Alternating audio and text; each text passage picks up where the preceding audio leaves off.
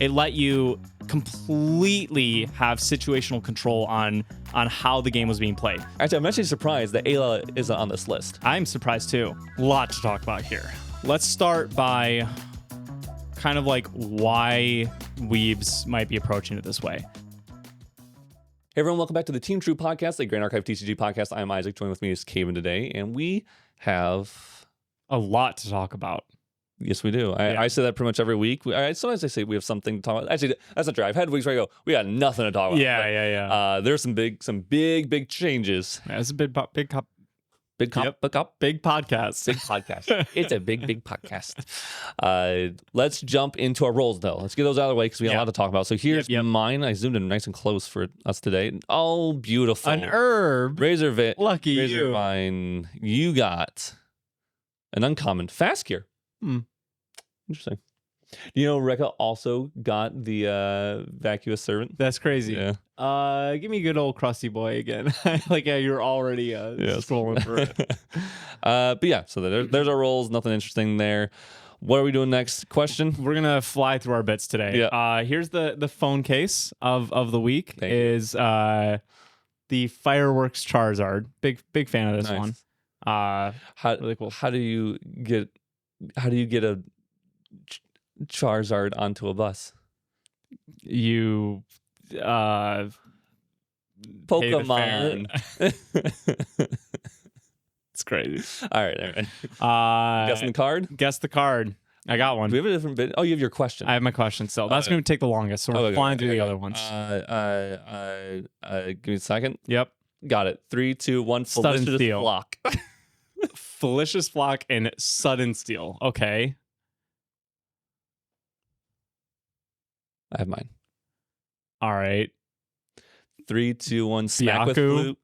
Oh, that's a good one. Yeah, I had literally no idea. Okay. Yaku, yeah. At Fabled Emerald Fatestone or whatever. Smack with Flute and Fabled Emerald Fatestone. You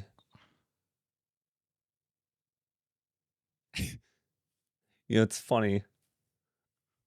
And there's a handful of them I want to name, but I don't know the name of them. Yeah. I have one. I don't know what it's called. I can't look it up. All right, I have to go for something else. 3, 2, 1. Bestial Primal Frenzy. Whip. That's a better one. Bestial Frenzy was good. Primal Whip, Bestial Frenzy. I have one. Okay. I don't love mine. I don't love mine either. 3, 2, 1. Beach Pond Ears. Oh, we're going back and forth. Oh, I was gonna say, okay. Yeah. I also kind of just wanted to get out of Tamer territory. I got mine. Okay. It says Beach Pond Ears and what'd you say? Hurricane Sweep. Which funny, like efficiency and stuff. Okay. Ready? 3, 2, 1. Tidal Effigy Sweep of Gaia. Is that what it's called? Effigy of Gaia. Oh yeah, Effigy of Gaia is a good one. Is it the level? Right? Anti-cleave. Yeah. That was I missed that one. Yeah. What'd you say? I don't even remember. Tidal Sweep. Yeah, Tidal Sweep. All right. I just didn't have anything. Yeah. 3, 2, 1. Erendite. Oh, named all three. I was going with the water regalia that time because you went with the wind regalia last time. Okay. This is the longest one we did a double one time. Flame Sleep and Erendite. Okay, I have one. Dang, I don't. I have not been good on this round, but I have one.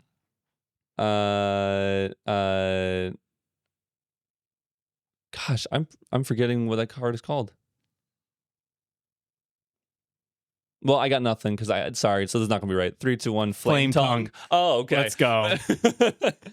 I was trying to think of Fire Momentum. That's what I was trying to go for. Oh. Fire Attack. But yeah. All good. All right. Question. All right. Would you rather, if no negative health like things were involved? Okay. So any option you choose doesn't affect your health. Okay. Would you rather not sleep, not eat, or not have to breathe? Not sleep. Okay. Please not sleep. Yeah. I always say that. I Yeah. say that, I go, I wish I didn't have to sleep nowadays. I know I wouldn't be as productive. I get so much more done. I know I wouldn't be as productive as I would be. Like I'm saying, I don't get tired. You don't get tired. Yeah. Like you get tired. Like if you like, I think it would still like. Can I take nappies? I think you would still like need to like kind of rest, right? So it's like if you like you like went and like worked construction for 8 hours straight, like you wouldn't be able to just like climb up, like go on a hike after that. You know what I mean? Like your body would still get fatigued. But mental fatigue? Like, no, probably same mental fit. Like if you did taxes for 8 hours, right? Like you're not gonna want to like go play some GA right afterwards, right? Like I think you'll still experience some fatigue, but like you just have to do something like calming for a little bit, and then like that's like saying like. Yeah, I understand that because I feel like 2 sleep is by far the best one. Yeah. Because like, but in the same vein, it's like if you said no, you don't have to eat, then it's like, but you'd still feel like a little hungry. It's like, I mean, yeah, but like you your still body, you still need to eat for energy. Like, yeah. So I think like all these are a benefit in some way. Oh, 100% all of them are a benefit. 100%. Yeah. Because not breathing is kind of cool. It sounds like it's the worst one. I don't do that in my sleep anyway. Nice. But like that one's cool. You just go underwater. Yeah. You wouldn't have to worry about drowning. Exactly. Which is one of my greatest fears. We talked about that. Yeah. I know. Well, that's why I thought it was kind of an interesting one to throw in there. Because you don't have to worry about drowning. You could like do some interesting stuff where it's like go for the world records. Yeah, you could start a really weird YouTube channel for sure, you know? What about not breathing? Yeah. I think you could do about I haven't slept for 20 years. Yeah. Here's how I did it. Yeah. Magic. Yeah, I mean, obviously the no sleep one lets you be the most productive, right? You can just simply get more done in a day. 12 hours of Pal World. Yeah, not sponsored. Welcome to the official GA sponsored podcast where we talk about a lot of things that are not affiliated with GA and are not directly correlated to the sponsorship, and we are not affiliated with it anyway either. Yeah. And go check out endgametcg.ca. Every single color is in stock right now outside of Machta, which is the only color that was in stock last time. So very go grab them quick. So yeah, all the Omega colors are in stock right now as of recording. Maybe as of posting this video, they're not. They go fast. Like they're good sleeves. Core TCG True 10. Core TCG True 10. Get some Paradise pre-orders. Yeah. Of sealed products.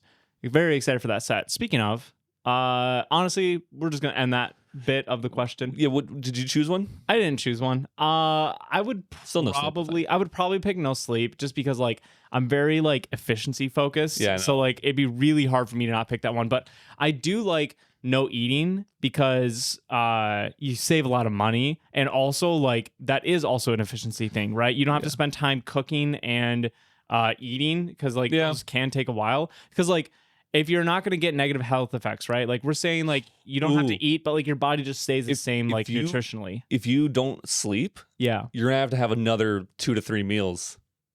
Oh, yeah. Oh, that gets expensive. Yeah. You're eating literally 24/7. Yeah. Oh, yeah, that is interesting. I think I'd still pick no sleep. I forget to eat also though, so yeah, you might die. I'm just gonna die from other things regardless of nothing. Because you'd be like, well, okay. And here's another thing: is Rebecca would still be sleeping. I know. Like so.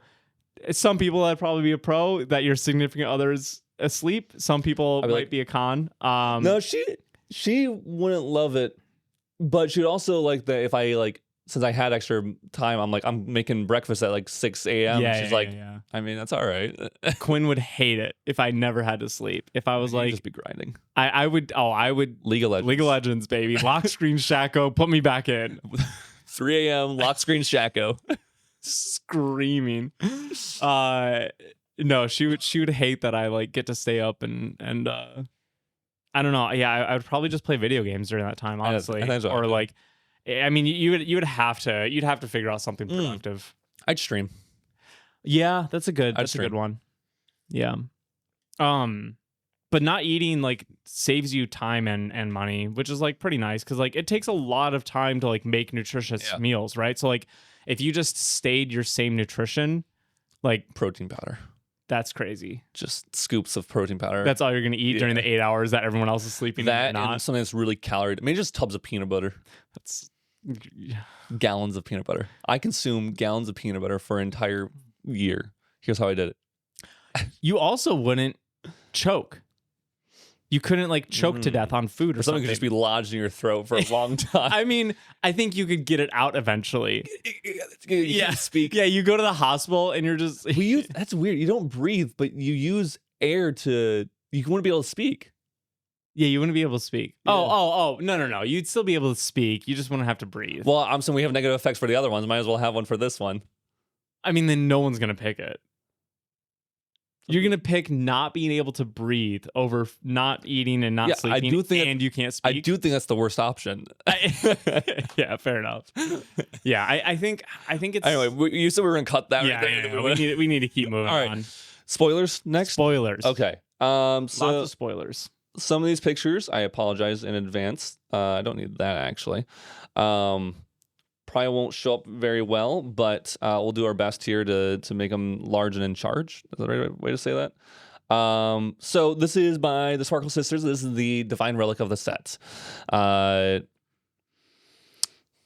Sorry, my brain just stopped. Veltec Presidential Card, 0 cost norm, regalia item, Divine Relic. Veltec cards you activate cost 1 less to activate. While paying for a Veltec card's memory cost, you may banish Veltec Presidential Card to pay for 1 of that cost. So kind of the same thing we've seen from like Art of War, but Art of War was everything, anything. Yeah. And this is very specific Veltec. But also, so you can't use it for like leveling up and stuff. Right. But also the Veltec cards you activate cost 1 less to activate. It's kind of sick. Yeah. So even if you don't use it for leveling up, that's one thing about Art of War was like, I mean, it has the always if allies enter the field, they can't attack that turn. This instead of, I guess, that, it has, they cost 1 less. And we have seen a decent amount of Veltec cards that are pretty interesting. So getting, I feel like the most interesting cards might be obviously the allies. Right, I feel like getting a cheaper cost ally if there's Veltec allies. This would also include regalia, right? I don't think so. Really? Why would they put that secondary effect on there? Unless you mean like activate it from in main phase. No, I meant materializations. Yeah, no, that's materialization. Okay, I thought that also counted as an activation. It counts as playing a card. Yeah, okay. That's okay. There's so many like nuances. Yeah. Okay. So allies are obviously really good. So if you have like a 3 cost 2/3 ally instead of getting it for 2, obviously is really strong. Yeah. You do get this out first. And but also there's a lot of Veltec items that attach to your allies, and we have some pretty cool allies that they showed off as well. I am definitely missing some spoilers. They're maybe they are in here. I don't know. We'll find out. But anyway, it's a cool card. There's another one of those cards, like specific synergy cards. Archetype. Archetype cards. That we saw like Mercurial Heart. I think this is better done than Mercurial. This is probably going to see more play than Merc Heart for sure. This one's really interesting in that you can get a resource with it later, but it is like not necessarily giving you a resource right away. Yeah. Right. Where so similar to Art of War, right? However, discounting memory or reserve costs is essentially a resource, right? Because it's very weird in that like you're not seeing new cards, but it is like adding like value resources to your hand. Yeah. Like mana, if you will, right? And so this one's very interesting. The art, by the way, very neat, interesting art. I legitimately thought it was like a fake GA card at first. Yeah. I thought it was like a skit that they were doing or something. This art is not very like fitting with the GA world as I know it, but I do think like it does fit this set fairly well. That, but also, have we had any Divine Relic that has like a person? Like that's the card. Yeah, but they're not showing off. It's not like a big, the card isn't blown up in interface and like the main focus of it.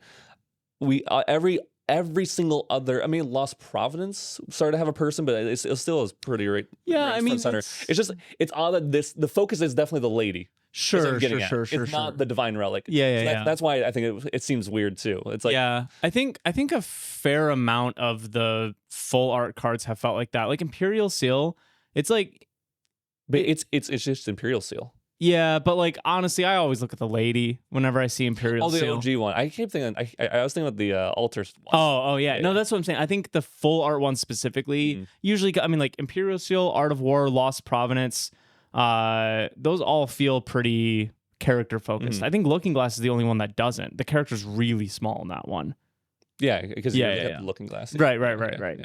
But yeah, anyways, I think it's cool. We'll have to see when all the Veltec cards get released, and you can see like what synergies they can do, like combos. I feel like is the biggest thing they can do in like one turn. Whereas whether it's like play an ally and then attach something to it. Yeah. Similar to Merkheart, this is just going to purely depend on the archetype, right? Merkheart could have been more busted if more things cared about having a power cell on board. Yeah. And by putting Merkheart out, you would get that power cell right away, right? And kind of same thing. Like if there's a lot of good Veltec cards that will make the cost reduction for those good, then you run this card, right? But if Veltec cards just kind of suck, then it's like, okay, well, why are you jumping through all these hoops, right?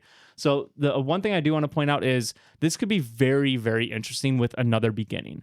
So Another Beginning lets you materialize a zero cost regalia, or like play. Well, yeah, so you can on turn one get this out and kind of like cheat your materializations, because I think that's going to be the biggest thing that sets us back, right? Is that it takes up a materialization. Whereas Another Beginning, like it takes a card from your hand and it takes tempo because you're paying 3 for it. But this is bringing back that tempo right away and can be a resource later. So you could like replace that Another Beginning on your like kill turn or something like that. So that could be really cool. Yeah, I agree. All right, next card. Cooktech Apron. Yeah, this is also by the Sparkle Sisters. So it is a 2-cost norm item warrior Veltec kitchen cloak. Allied linked ally gets +2 life. So this would cost 1 with that thing. Yeah. I don't know if it necessarily will see play. There are some kitchen synergy stuff. We also saw a boon that had kitchen synergy stuff, so one of those kitchen items. This one seems probably like a little more weaker. It is a common, so it's maybe a little more filler than not. But it is interesting that you can attach multiple of these to a single ally that might be like a big taunter or something like that they can't get through. Yeah. Or even like a Cheshire Cat or something like that. You know, like. I think this card at the moment is like a little weak because there's not that many Spell Shroud allies that you'd want to put this onto outside of something like Cheshire Cat. So like, I don't think there's a lot of current good targets for this, but if we got more, like imagine if we got a 3-drop 1/1 without Omni Shroud, right? Terrible stats. Yeah. But the Omni Shroud means that you could do things like this and just like assemble your own boss monster. Except for the Omni Shroud wouldn't allow you to targets, right? Yes. You are right. So you do like I mean, Spell Shroud's still pretty good. Spell Shroud Stealth or something like that. Yeah, Spell Shroud Stealth would be pretty good. And then at that point, I guess you don't care about the plus health though, because they can't kill it with a spell and it would have stealth. I don't know. Sweeps, yeah. All right. This is interesting, but doesn't seem inherently like really, really good. Yep, I agree. All right, Cooktech Knife, same thing. It's a similar thing, which is a 1-cost norm item warrior Veltec kitchen dagger. Ally linked ally gets +1 power. Honestly, for 1, it's kind of interesting because it would cost 0 with the other with the Divine Relic. So getting 1 damage for 0, it's a squirrel. Yep. Put it that way. Yep. Sounds a little lackluster, but it's just a Veltec item that we might get like I think we already have seen some things where like more things attached. Yeah. There's some synergy with stuff. Yeah. We'll talk about those when we get to those cards. Yep. Gear Hall, 4-cost fast action warrior Veltec skill norm.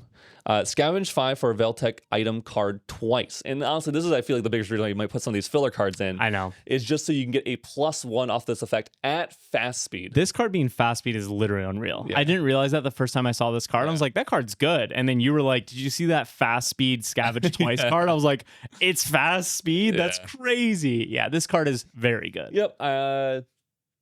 Draw 2 is always a card you should look at. You can literally now draw a pass. Yeah. Bring out your presidential card. Yeah. Do this in rec, and like you didn't do anything turn 1 really, but you +1, and then now you go into your turn with more influence and all your stuff costing cheaper. You know what's even scary? Even crazier is if you go first or second, you go past, you go Veltec presidential card or whatever, and you could play this for 3. You can do it twice in rec, and you could do it twice in rec because it can find itself too. It's just Vital. Oh no, it's item. No, card. item card. Okay, yeah. Oh Item man, card. that was about to be the most busted deck out there. I just read Veltec card. Yeah. No, that is crazy though. If you did draw 2 of these in your opening hand, you could do it twice. That's scary. Yeah, that's really good. Camille Basked Abundance. This is a 3-cost norm 1/2 unique ally warrior human. On attack, you may put a non-advanced element Veltec item card with ally link from your hand or memory onto the field linked to Camille. Then, if Camille is linked to 3 or more objects, draw a card into your memory. On leave, put the items that were linked to Camille into your memory. So this is one where we might just throw those garbage cards on Camille, and even if she dies, we get all that influence back. We didn't lose the influence, which is crazy. This is almost exactly what we were actually just talking about. Like a 3-drop 1/1 that like had Omnitron. It doesn't, but it has built-in protection to not lose a bunch of resources essentially. This is a really, really interesting card. This one is, I feel like this card alone might change how even like level 3 decks are built. Like think about like this ally you put on board and you start attaching stuff to it and using those cards to like level up or whatever. Like you put influence down, you're leveling up all that. And then you just have this beater on board and you lost influence to get to level 3, but even if they kill this thing, you're gonna suddenly get all that influence back. And there's plenty of decks that could like, you could kill it yourself. Yeah, you can kill it yourself with rituals, or you could even in wind, you could like surveil Disorient Winds, or Summon Gale. Summon Gale, Jeez, my brain. Back to hand, and then you get all the other stuff as well put into your memory. So even though you're using this to survive to get to level 3 by clearing allies and fighting off board, and then once you get there, use something to get rid of it, and then get all that resource. I mean, you could there's meta cards right now that are being played that could be used with this, right? Escape the Wreckage. Displace even. Not the best because you're kind of like missing out on the displace resource, but yeah, I mean, there's a bunch of stuff. Yeah. That's an interesting thought. Acing this back to hand, or hastening it back to hand is kind of crazy. Yeah. Anyway, so Camille, I think will be played, but I think it'll take a very unique build. Yeah. I think a lot of people will have to build around and figure stuff out with it. Revoker Bell. This is a very unique card by Red Zone Rogue. I think we're in the Red Zone Rogue spoilers, which is a 0-cost norm regalia item cleric accessory. Revoker Bell can't wake up. Then you can, at any point, you can rest it and banish target card in a graveyard until Revoker Bell leaves the field.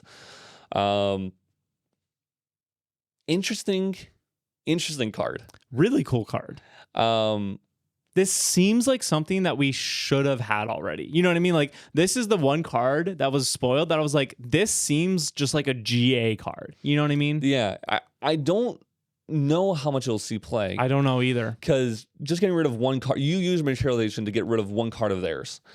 I was trying to figure out, is there a way we can use it for ourselves? I'll say the Arcane Rise, my biggest thought is like we materialize a level, basically. Yeah. Which might be worth it, but also at the same time, it's a little awkward still. So I don't know. This feels like there's something in mind that they're like, we need, like, something's coming out and we want some kind of silver bullet for it a little bit. And this is going to be what it is. Like some really crazy ephemerate card or whatever. And we want something that can get rid of it technically at like fast speed. But we obviously we want an out to that card as well. It's a little back and forth gameplay. So I don't know. We do have a good amount of like generic graveyard hate. We have like Topsy now is like the big one, right? There's like the OG classics like Scavenger Raccoon and stuff, which haven't been like fantastic before. But maybe some synergy I could see with this is like you could bring this out and like hit a liminal guide or something with this, and then there's some sort of effect that like you have to sacrifice Regalia for later, where you do that like once they hit level 3, and it's like, okay, you can have your liminal guide back in graveyard. It's not doing anything now, right? I mean, Return to Archive with this. Return to Archive with this is actually kind of cool. Yeah. I don't know. I think this one is a little unassuming, but I feel like there could be like stuff to it. It's more stuff than we're seeing. Wind Strike Soldier, 3-cost 2/3 wind ally warrior human. Class bonus on enter. You may pay 3. If you do, Wind Strike gains multi-strike 2. Multi-strike and then the number 2 for those who are listening until end of turn. So multi-strike is a new keyword that we haven't seen. So you may assign up to 2 additional targets as you declare an attack with an ally with multi-strike 2. I'm sure there's going to be multi-strike 1, multi-strike 3, but essentially you get to whatever number there, that's how many additional attacks you can assign with it. It's kind of like Cleave in a way, but I feel like it is directly attacking those units. I think it is, yes. I guess Cleave does too. Yeah, that's true. Yeah. Yeah, I don't know. I guess it is just like a cleave, but like slightly differently. It's a limited cleave. Yeah. It's a way to, because if they gave this cleave, that probably would be too strong. I don't know. It feels very similar. It would be too strong because I'm thinking this. It still has to have valid targets, so it can't get through taunt, I would assume. Sure. Yeah. It's assigning, and so you only as you declare an attack. Yeah. So that's true. It's not getting through taunt, and then also like if there is a deck that just spams a bunch of 1/1s and stuff, you can't just be like, oh, I play Windstrike Soldier, so you literally can't do anything. Because even if you get 21/1s on the board, I'm just gonna cleave them all, right? Like it is still a little limited in that aspect too. I think it's good. I think that's a cool and very pretty simple keyword to throw onto stuff, and I like it. I think they could do a lot with it, honestly. Yeah, pretty interesting. Next one we have is Night Frame Hound's Bike. It is a 2-cost norm unique item. I don't know if we've seen too many unique items from main deck. Assassin Warrior Veltec Vehicle. Fast activation ally link. On enter, for each activation and trigger targeting linked ally, negate it unless its controller of the activation or trigger pays 3. Whenever you activate a fast speed action card or a card with fast activation, this is like once it's on board. Yeah. Whenever you activate a fast speed action card or a card with fast activation, you may put a buff counter on the linked ally if it has 2 or less buff counters on it. A lot of text. Yeah. This could cost 1 with the president. It's called the presidential card, right? Yeah. Veltec presidential card. Okay, cool. I'm saying, make sure I say that right. Has a way to kind of save your ally, because it is fast activation, and that's honestly that's pretty cool. And then also that on top of that, if you were to follow up with, like, let's say you put this onto something, and you force them to pay 3 because they really want to kill something. Yeah. And let's say you have a 4 health ally, they're focusing flamesing it, and you play this, and they're like, okay, I'll pay 3 because I really want that to die. And then once this will resolve fully, go onto board, and then you can follow up with like a Fairy Whispers and get a buff counter on it, and now it survives because that 5 life or something. So I think that's really cool that you can tax them and then kind of still circumnavigate and get a little bit of some kind of something on top of that at the same time. This in Wind specifically seems very good because of cards like Fairy Whispers. You have Fairy Whispers, you have your other classics like Scout, and a lot of these cheap ones, right? Like Water could also maybe do them, but Waters are like a little bit more situational cards. Whereas Wind, it's just always good to activate a Fairy Whispers, right? And then like Fire, you get like Creative Shock and like some other really good ones that aren't too situational either, but they just cost more. And so like this, with the card out and access to cards like Fairy Whisperers, just actually seems like really, really good. Even like just doing this in Rec, right? Just be like, I'm not going to really get use from the on enter, but I just want to like slap this onto a card and start just getting some buff counters, right? Especially for cards that might remove buff counters as effects, right? Because we do already have some of those, and some of them are getting spoiled. So this card is very interesting to me. We have a domain from DTR that makes it so you can't put buff counters on opponents' allies at all. Interesting. Yeah. Or opponents can't do that. Yeah. So cool card. Oh, I remember the cards that aren't in here. We'll definitely pull them up later. It's Modest Archives. Okay. They have a lot of really cool kitchen and food related cards. So we'll get to those later. But next is, I believe this is Anaki's spoilers. Sorry, they're not labeled here obviously for me, but I think that's who these are. Velocity Punch, which I love. 2-cost fire item Warrior Veltec food. Pay 3, sacrifice it, deal 3 unpreventable damage to your champion, and draw 2 cards into memory. So pay 5, take 3, and draw a card into your memory. 2 cards into your memory. So it is a +1, 3 damage. It's kind of that mark where it's like, not that bad. Yeah. 4, I feel like 4, you're like, I don't know. That's a little scary. But 3 to get a +1. We've seen Clumsy Apprentice be played, and that deals 2 damage to replace itself. And obviously you can +1 with that by combining it with like a Cremation or an Escape or something, but that's a lot more. That's a combo. It's more reserve cost. I guess it's technically not more reserve cost. Huh, that's funny. Yeah. That's funny. It is because more... and it's another card from hand. Although you get the draw. The Clumsy replaces it. Yeah, so it's the same. Yeah. It's exactly the same. But I mean, there's some really cool things about this. You can literally do it on your turn 1, which is insane to have just a generic way, a 1-card combo to get a turn 1 +1, even though it is dealing 3 to yourself. You can find this with the Scavenge 5 card, which is really insane. Yeah. And poor Woolbrook.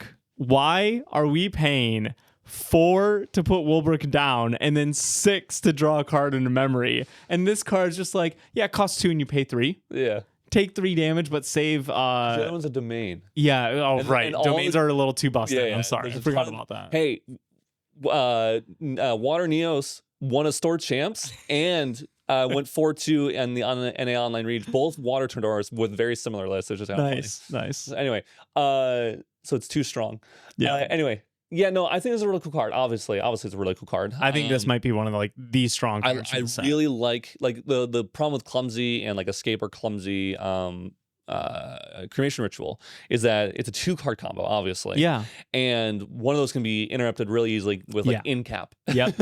even stifling. Yeah, so as I say, you know what I mean? Yeah. Or anything that deals 1 to the ally if you're to escape the wreckage or something like that. So Velocity Punch, where you just drop it, pass, you go to your turn, level up in Recollection, pop this, take the damage, sure, but then you are doing the rest of your, you get to draw cards of memory right there and then, and you pick them back up and you draw the turn. So I think this will see play. Yeah. I think also really cool with Dante. Technically level 4, where you can forcibly take damage and then draw some cards, and then recover 7. So it's not too bad at that point. Yeah, I mean it's definitely interesting to get this in Fire because Fire does notably have the worst defenses usually. But yeah, if you're building this into a level 3 class where you are getting recovery, like Exia, like Umbra, something like that, right? I do think it gets very, very strong there. So I'm not necessarily sure if this will be a Fire staple. Every single deck plays it. I don't think it's quite at that level, but I do think this will see a lot of play. This does, and it's going to feel very strong in those decks. Yeah, this also is a trigger for Suzaku. Because it's just damage, right? And, that's gross. And so you get a +1 in Suzaku that gives you a counter. Gross. Yeah. So that's pretty good. And because usually turn 1 you're not doing much anyway. Yeah, that's a pretty good turn 1 actually. Yeah. Ooh. So there you go, James. Yeah. But yeah, I think that's really good. Singed Emotions. Actually, I read this card but didn't fully think about it. This one's also really good. This is a 2-cost fire, action cleric spell. Until the beginning of your next turn, whenever a champion levels up, deal 4 damage to that champion. And then it just has a floating memory. It is slow speed. Just no class bonus, just floating memory. So another fire floating memory that kind of slows down people who are, or hurts people who are trying to level up, including yourself. Which also might be an issue, but it is the taser shot. Taser shot. Yeah. So that's sick. Yeah. Can you imagine if you're able to turbo in Taser Lock Diana? And then also play one of these. Oh, gross. So you're against Syrio, they're like, I can't take 12 damage. Because the double trigger from Taser. Whatever.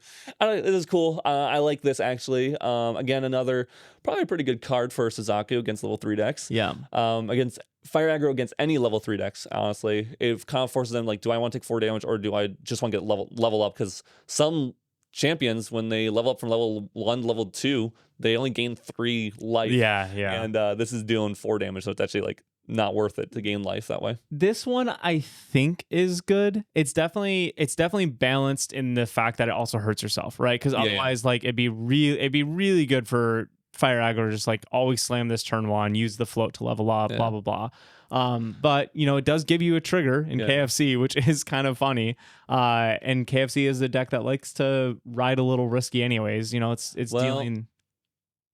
Yeah, it's whenever champion. So you would level up your on-enter, and this will go on the stack at the same time. Because you're turn player. You could choose the way they stack. Yeah. I like this in Fire Dao Chan as well. Yeah, to just inherently get your influence lower, but not lose resources. Yeah, I think it's really strong in Fire Dao Chan. I think it's really strong in KFC because you at least get something out of hurting yourself. I wouldn't be surprised if this becomes a replacement for Ignite Fate, where it's Ignite Fate's not really used very often. It's not in every Fire Aggro deck, and even when it is ran, it's usually ran as a 2 of or something like that.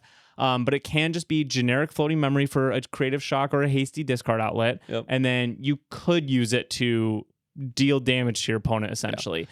I like this also. This might be a little bit of a meme, but I do really like this in the dual colors of fire water or water fire. So think of fire water Nico. So where you can play this, and then go into a Froststorm Paladin, because you get to use the float right away after that. That's funny. And then prevent them from leveling up, or deal 4 damage. But you're threatening 7 damage with a 2-card combo, and with an ally and annoying them. Basically. Yeah, so replace itself immediately, got some value back. Yeah, that's cool. but you do have to be Nico or Pollock the other way around. But I don't know. Maybe again, might be something to it. Also, it is like floating memory that you can put in graveyard. So if you are going Nico, then you could hit him with a Ravaging Finale or something. Right. Something like that. I don't know. So I don't know. It's cool. Next card is Plutus, Fortune's Favor, Plutus. Probably not that. 2-cost fire, unique ally, warrior, human. It's a 2-drop 2-3. As additional cost to activate this card, discard a card. We've seen that effect a lot. So it's kind of like a 3-drop 2-3. You could discard a float. This could discard a liminal guide. Also, those are going to be the best things you can discard. Maybe I don't know, like March Hare, something with Ephemerate. Yep. All that jazz. I say is that right? Ephemerate's the activate from graveyard, right? Yeah, okay. So they become they're spectral allies. That's what I'm thinking. Or they become ephemeral. Ephemeral. Thank you. Anyway, class bonus. So class bonus is warrior. As long as your influence is 4 or less, Plutus gets +2 power, and damage dealt by Plutus is unpreventable. I gotta know if it's Plutus or it's Plutus. It can't be Plutus. What other way do you say that? It's gotta be Plutus, right? Yeah, it's gotta be Plutus. Okay. Plutus. Yeah, I can't think of any other way to say that. So this one's definitely interesting. Plutus. I think you're pretty much only going to see this in Warrior, right? Because essentially this card only has an effect if you're in Warrior. Yeah. There's not really a reason to run it outside of that. A big tagline to note, though, is that it is a unique ally warrior human. So this is going to enable red hair, which is very, very strong. It also works with Sunsei. It does work with Sunsei, which I mean is a warrior class bonus. No, like unironically, that might actually come up. And it makes it if your influence is less, if you have a Sunsei on board, you drop this, you discard a card, and you're able to swing, and you're able to swing with a weapon because you're able to swing with Hwaja. Then you get +2 and it's unpreventable at the same time. Ooh, that's kind of sick. So you get extra damage in there. Plus, I guess it's plus. So it swings for 6. It could be a 6 damage unpreventable swing. Yeah. That's kind of interesting. Yeah. But yeah, so I could see some ways that this would work, right? You've already mentioned a lot of them, liminal guides and March Hares actually is something that I think like might be pretty big because March Hare is also a unique ally human, and so like you could really start like enabling red hair very very easily in this deck, right? And also like just discarding a card actually could be a strength in warrior fire aggro where you're like doing a fiery momentum or something. So like this card is very very interesting for sure. It is a little awkward but could be really strong. I could see this being, fire warrior aggro becomes like a good thing, or this just kind of goes in the bulk bins, right? Yeah, we'll see. It's always, we've seen, like I said, we've seen cards that have this effect where you discard a card as well, and they haven't really seen play. So it could be one of those, but this one really feels like it could be something more. It does feel like the strongest card that's had this effect. Next, I think we're on to advanced elements, and sorry, this will be a little hard to see. Can I make this bigger? Advanced elements, as in the YouTube channel, not just the advanced elements. There, I mean, it's a little bit better. It's still gonna be a little crunchy on the on the clarity, but it'll be up on screen for you guys as well. Judas Clarent Intercessor. So there's a 2-cost Exia 3/4 unique ally. We get a 2-drop 3/4 for your Exia. Mage Warrior Human. So it fits the Jin and Dante bonuses, which is cool. Whenever a player sacrifices an ally, put a buff counter on Judas. Class bonus, sacrifice another ally. You can just activate that. And Judas gains Spell Shroud until end of turn. Also class bonus, pay 2 and sacrifice another ally, and draw a card into memory and empower 2. So you can kind of flex this. I'm assuming the empower one you probably won't use too often in Jin. But maybe you could. You can use it with disorienting winds, get some wind Jin going up in here, Caban. Value. Yeah, but I think the getting Spell Shroud on itself, and then I mean, at worst you still draw a card in memory. So you can sacrifice something. Is there, I guess the Elysian test subjects you could sacrifice would be decent, okay targets. Although it's weird that you sacrifice one and then power 2. But I mean, I definitely think it's just like really good to get some more value out of your DGs and stuff like that, right? Your DGs, your flagrant guides, whatever you're using for that.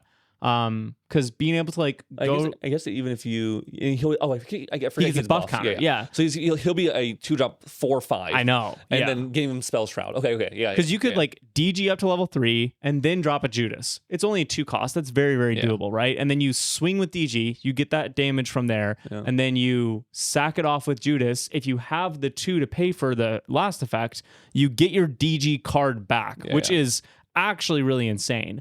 And then you swing a 4/5 immediately, and this is going to continue to get bigger and bigger over the game, and it has built-in protection with it. So this card is very, very interesting. I was trying to figure out, we just I think first saw a card which is Swarm Slime. Where it summons 2 1/1s. Yeah. But obviously that's class 1s. But I hope we get more cards like that. Because it'd be cool if we get like one that has like 3 and you just go sack. Like, sure. pay two.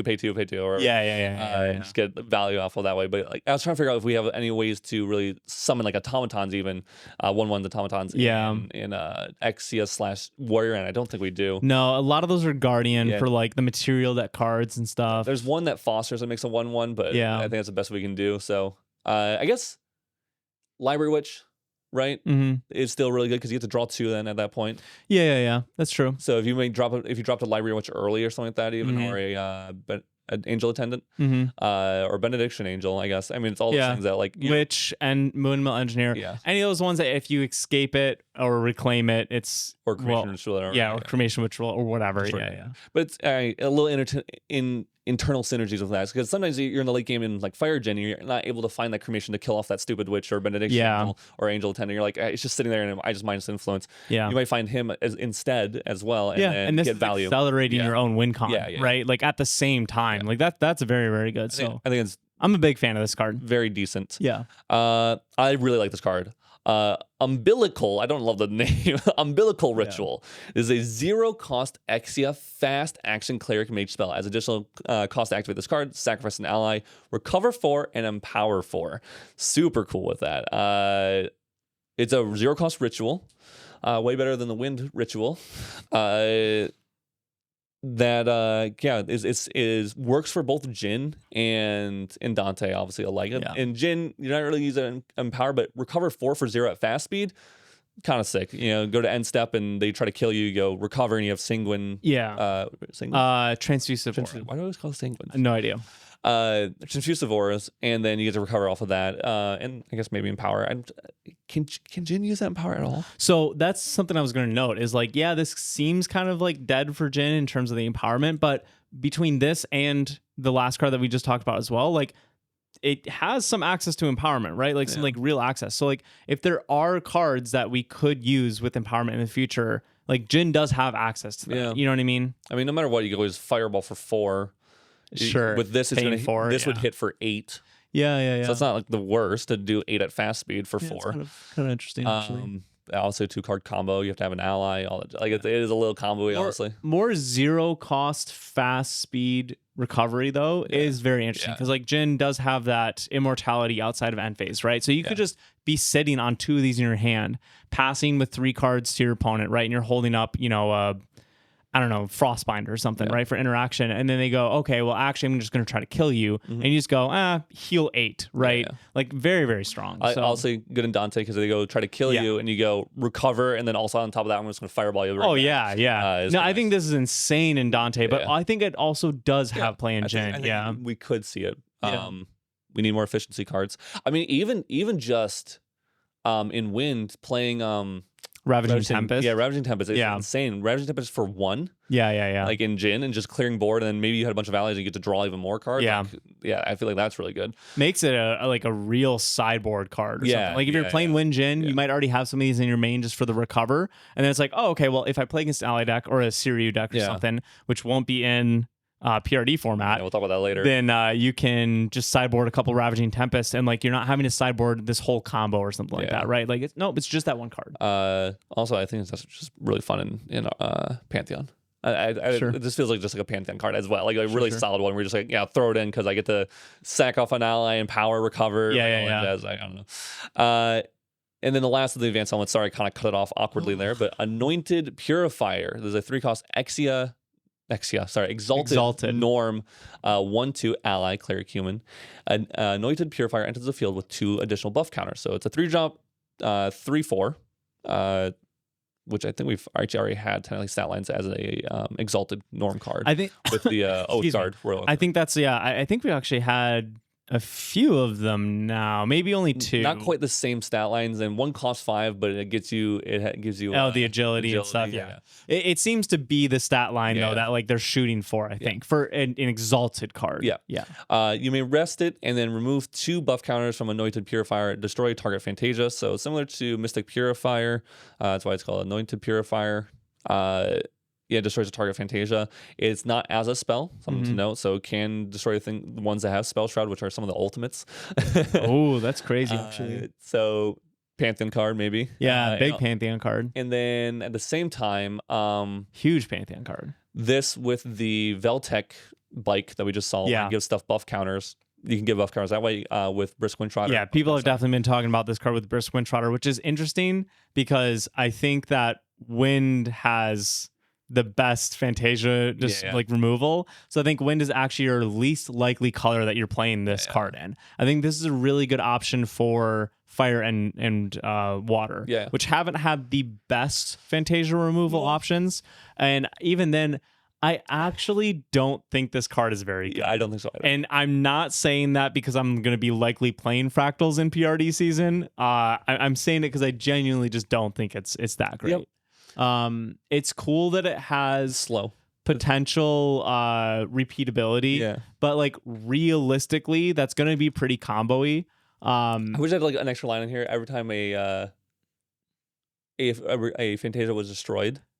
Get a buff if you have 2 or less buff counters, get a buff counter. Yeah. Because then it's like, you kill one, it gets one more back. Then you have to figure out a way to get one more on it, and then or like by destroying one of their things, like little bit more like internal synergy with itself. Because you still have to rest it. So it's like you still are you're missing out on the damage, and you're most likely only hitting 1 Fantasia off per turn if you're getting buff counters back on it, which is also going to take other resources of yours. And then like you're not getting to use it as damage, right? So it's like and this is all while being locked at your level 3 at your exalted. I do get it, because they don't want to, if you made this have just 3/4 in stats, right? And what I'm getting at is it is flexible. Because you could just use it as a 3-drop 3/4. And just start beating your opponent down.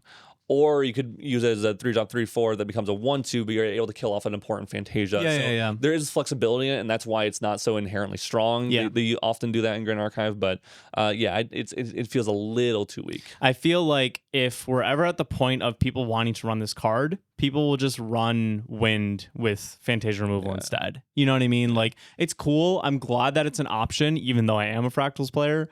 But I don't really think it's going to impact stuff too much. I agree. Next, I believe these are all lineage breaks. I have not seen these. So, I have seen this one. Signal Gunner, 3-cost norm, 1/4 ally ranger human, range 2. Class bonus, Signal Gunner has range 2 for each Veltec item linked to it. So this one's terrifying. Yeah, this one can get big fast. You have to be a ranger. You have to probably have that Veltec some of those cheaper cards in your deck that you would normally be kind of bad, but with Signal Gunner, pretty decent for sure. But fragile. It's a little scary. I mean, it's a little scary to put everything on it when they just go like suppress it or whatever, fastly displace it, whatever. But again, that's mainly Wind. If you're stacking all these different Veltec cards on it, it's giving its health up and pushing its out of range, maybe you put the bike on it or something like that, where it makes it harder to actually kill it off, then it's pretty safe and you're able to swing for a lot. I could see this being the deck with Veltec stuff, where you're going a Wind Wake Up route, you have second winds in your deck, maybe even Drought of Sanima or something like that. You're on 4 of these and you're on a ton of items, Veltec items, so that you can run the Scavenge card, and you can run obviously the bikes for protections, like you said, and then you run the Presidential card. So turn 1 is like either drop Drought and set up for a future turn, or draw pass, materialize Veltec Presidential card, scavenge, drop this, start accumulating your win con, right? And like I think that you could potentially get into a OTK kind of status where it's like, you bring out your card, and we've already seen that one that costs 1 and gives it an extra power. And so it's like, okay, like bring out the card, pay 3 for Gunner, drop a card from hand, 0 cost to give it an extra power. Drop a card from hand, 0 cost to give it an extra power. Now, granted, you also have to class bonus level up. So, like, you can't do this all right away unless you're doing, like, another beginning on that card, like we talked about before. But now you're getting pretty combo-y, right? So, it's like, it's something going to be, like, slow-ish. But I do think you could see yourself in a position where it's like, in one turn, you play Gunner and swing and second wind it because you've built up some influence with the scavenge card and stuff. I also like it as, like, you don't even have to necessarily drop this super early. You can drop this one super early, the Camille one, and start building up on her, and like get this from helping clearing board and applying a little pressure.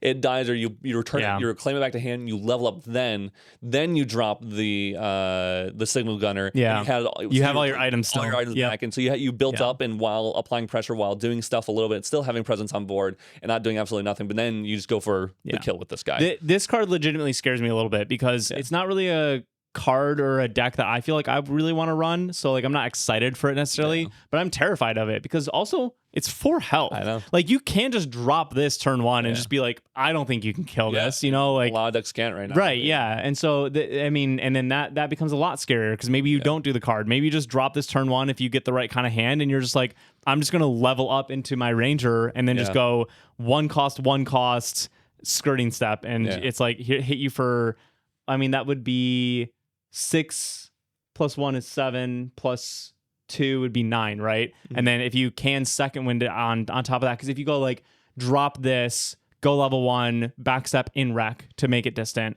and then I mean, there's even you're in wind, probably Aether Wing, and so there's even the one that gives us distant and loads a bullet, or loads a Aether charge, and then I think there's one that doesn't it give an ally +1 as well as loads it or something like that? You have inspiring Aether charge, okay.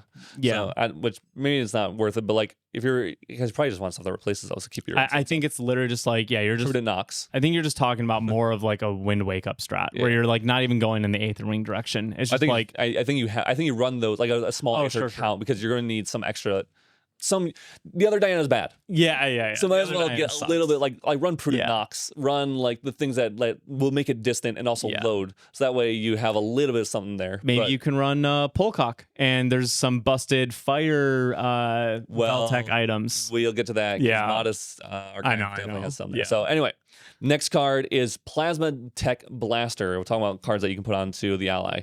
There's a 2-cost Norm Ally Ranger Veltech Gun Ally Link. Linked ally gets range 2 and true sight. Crazy, yeah. Pay 3, and if the linked ally is a ranger, it becomes distant. So pretty good one to use with that card. I mean, often you're using things like skirting step and backstep just to distant enable, and those essentially take 3 cards from hand. They give you 1 back, so it is kind of cheaper. But then they replace themselves. So it's like but now you don't have to draw those cards, right? Like this is pretty interesting. Yep, I like this. I think it's draft dodge. By the way, I think it's draft, but because I think it's draft of stamina technically too, not draw. Oh, I definitely say it wrong. 1 cost of wind, fast action, ranger, skill, reaction. Prevent the next 2 damage that we dealt to target unit this turn. Class bonus of that unit is distant. Draw a card into memory. Otherwise, it becomes distant. So this is evasive maneuvers, color locked with a little bit of potential to replace itself. But class bonus is rough to me. Class bonus is definitely a little rough. This card's interesting. It's weird. It's we saw a water card in RDO that was a 1 cost, make a unit distant if it's already distant, draw a card. Splashing Perch. Yeah. I think it's just draw a card, not into memory, right? Mm-hmm. Yeah, I think it's just into hand. So very similar to that, but I don't think any of that was class bonus locked. But it might have been only your champion. I can't remember. Splashing Perch. I played it for a little bit, but it seemed okay, but not amazing. So that's exactly how I feel about this. I think it might be okay, but maybe it's the thing that people always throw like a 1 or 2 of like some evasive maneuvers or any of those. So this card doesn't seem incredibly playable to me. Nope. Aqua Veil Ambusher, a 5-cost water ally assassin guardian human, 1 power, 3 life. Class bonus. This card costs 2 less to activate. So it's a 3-drop 1/3 potentially for assassin and guardian. Ambush, retort 2, and stealth. So it's sitting there on board. If anyone's swinging at you with allies, you can retaliate for 3. I guess once. It does have steadfast. You can't keep doing it or whatever, but it is a way to just drop this on board and allow you to just retaliate and kill off allies that would be annoying. I like this with Cheshire Cat, a way to kill Cheshire Cat because you just repeatedly just do that. You could just drop it turn 1, technically, even though it costs a lot. You do get this ally on board that's going to help prevent you from taking too much damage later on. Kills a Suzaku swing, which is kind of cool. To be fair, something important to remember is that you will still take the damage to the original attack target, right? Yeah. But so Suzaku might be a little scary because you might let them remake it and swing again. Yeah. But yeah, this is a super interesting card, actually. I think this is like one of the cards that might go a little under the radar in this set, but like this would be an interesting sideboard card in level 3 water decks, right? Where it's like, okay, I know I'm playing against this deck that's very ally heavy, very attack heavy. Let me sideboard these in and drop it turn 1. I don't even have to be assassin, right? Like just play it turn 1 and now I'm going to take damage from the ally you're swinging to me, but I'm going to kill it in response. And it has stealth, so it's going to be really sticky for you to deal with. So it's pretty interesting. Yeah. This was one of those cards that I really liked because there's Pridesmith Vanguard, that's what it's called, which has ambush and retort too. It's a 3-drop 1/3. But no stealth. But this is a card I was like legitimately considering to see if I wanted to run it in when Cheshire Cat was such a big problem, because like it does kill Cheshire Cat, but it doesn't have stealth, so it just gets killed by like well, they're just going to champion swing into it. Champion swing or paladin or Crystalline Archer at the time, and it doesn't do anything. This one you can't do that with unless I guess they're on Seeker's Aether Wing. So but it's a lot harder to interact with. So it's also a card that's similar to here, Angelic Vanguard, which is Advanced Imbue 2, Intercept and Retort 2. It's a 3-drop 2/3, so it could be just 3-drop 4/3 when it's retaliating. So yeah, it's a decent card. I think it could see play, but I like the built-in protection. The built-in protection is the only reason why this card is interesting. Because it reminds me almost more of Intrepid Highwayman, which actually has seen a little bit of competitive play in the past. It has essentially Retort 3. It was before Retort was a keyword, but it was a 2-drop. No, it's a 3-drop. It was a 3-drop 4/2 basically after the retort with intercept and class bonus floating memory. So that was the nice thing, was like even if they killed it with something else that like it wasn't killing something in response, you at least got the value back. And this is kind of how this feels to me. It's like you're never going to get the value back from this card. It's never gonna you're losing an influence to play, and that's never coming back. But it has that built-in protection where it's like it's going to do its purpose, right? Like eventually, at least. So very interesting. Next is Luca Gateway Manager, 3-cost Norm, 2/2 unique ally guardian human. Class bonus has Vigor. But other than you can play this not in Guardian, it has Cascade. Now, our Cascade it starts at 1, and every time you use the effect, it increases by 1. So Cascade 1, is put a Bulwark counter on Luca. So you can rest her. Sorry to do this. Rest her, Cascade 1. Put a Bulwark counter. So you can rest her and keep her safe. I think going first is when you would do that mainly, right? Bulwark counter, for those of you that may not know, is a new thing. So I want to explain it. It is something that will eat up the first damage done to it. By combat damage. Combat damage, very, very important to say. So if someone swings 10 damage at this, but it has a Bulwark counter on it, it just survives. If someone swings 1 damage at it, or 1 power at it, it will survive. You remove the Bulwark counter, and it is now just a 2/2, right? No matter how much damage was done. And then Cascade 2 is put a buff counter on Luca. Cascade 3 is put a buff counter on Luca, and then she gains Spell Shroud and Taunt. So becomes if you get to that Cascade 3, it is a 4/4 with Spell Shroud and Taunt. That is a decent stat line. It's really also good. If you're in Guardian, it would have Vigor. And I think the Vigor actually is very important with this card, because I think paying 3, putting the 2/2, then cascading it and just resting it and getting Bulwark counter, sure, maybe you have a unique ally that's a Guardian human. Maybe there's something with that, but it's really not doing much. But if you had Vigor, at least it would wake up and could retaliate back at stuff, especially when you get to that second Cascade there.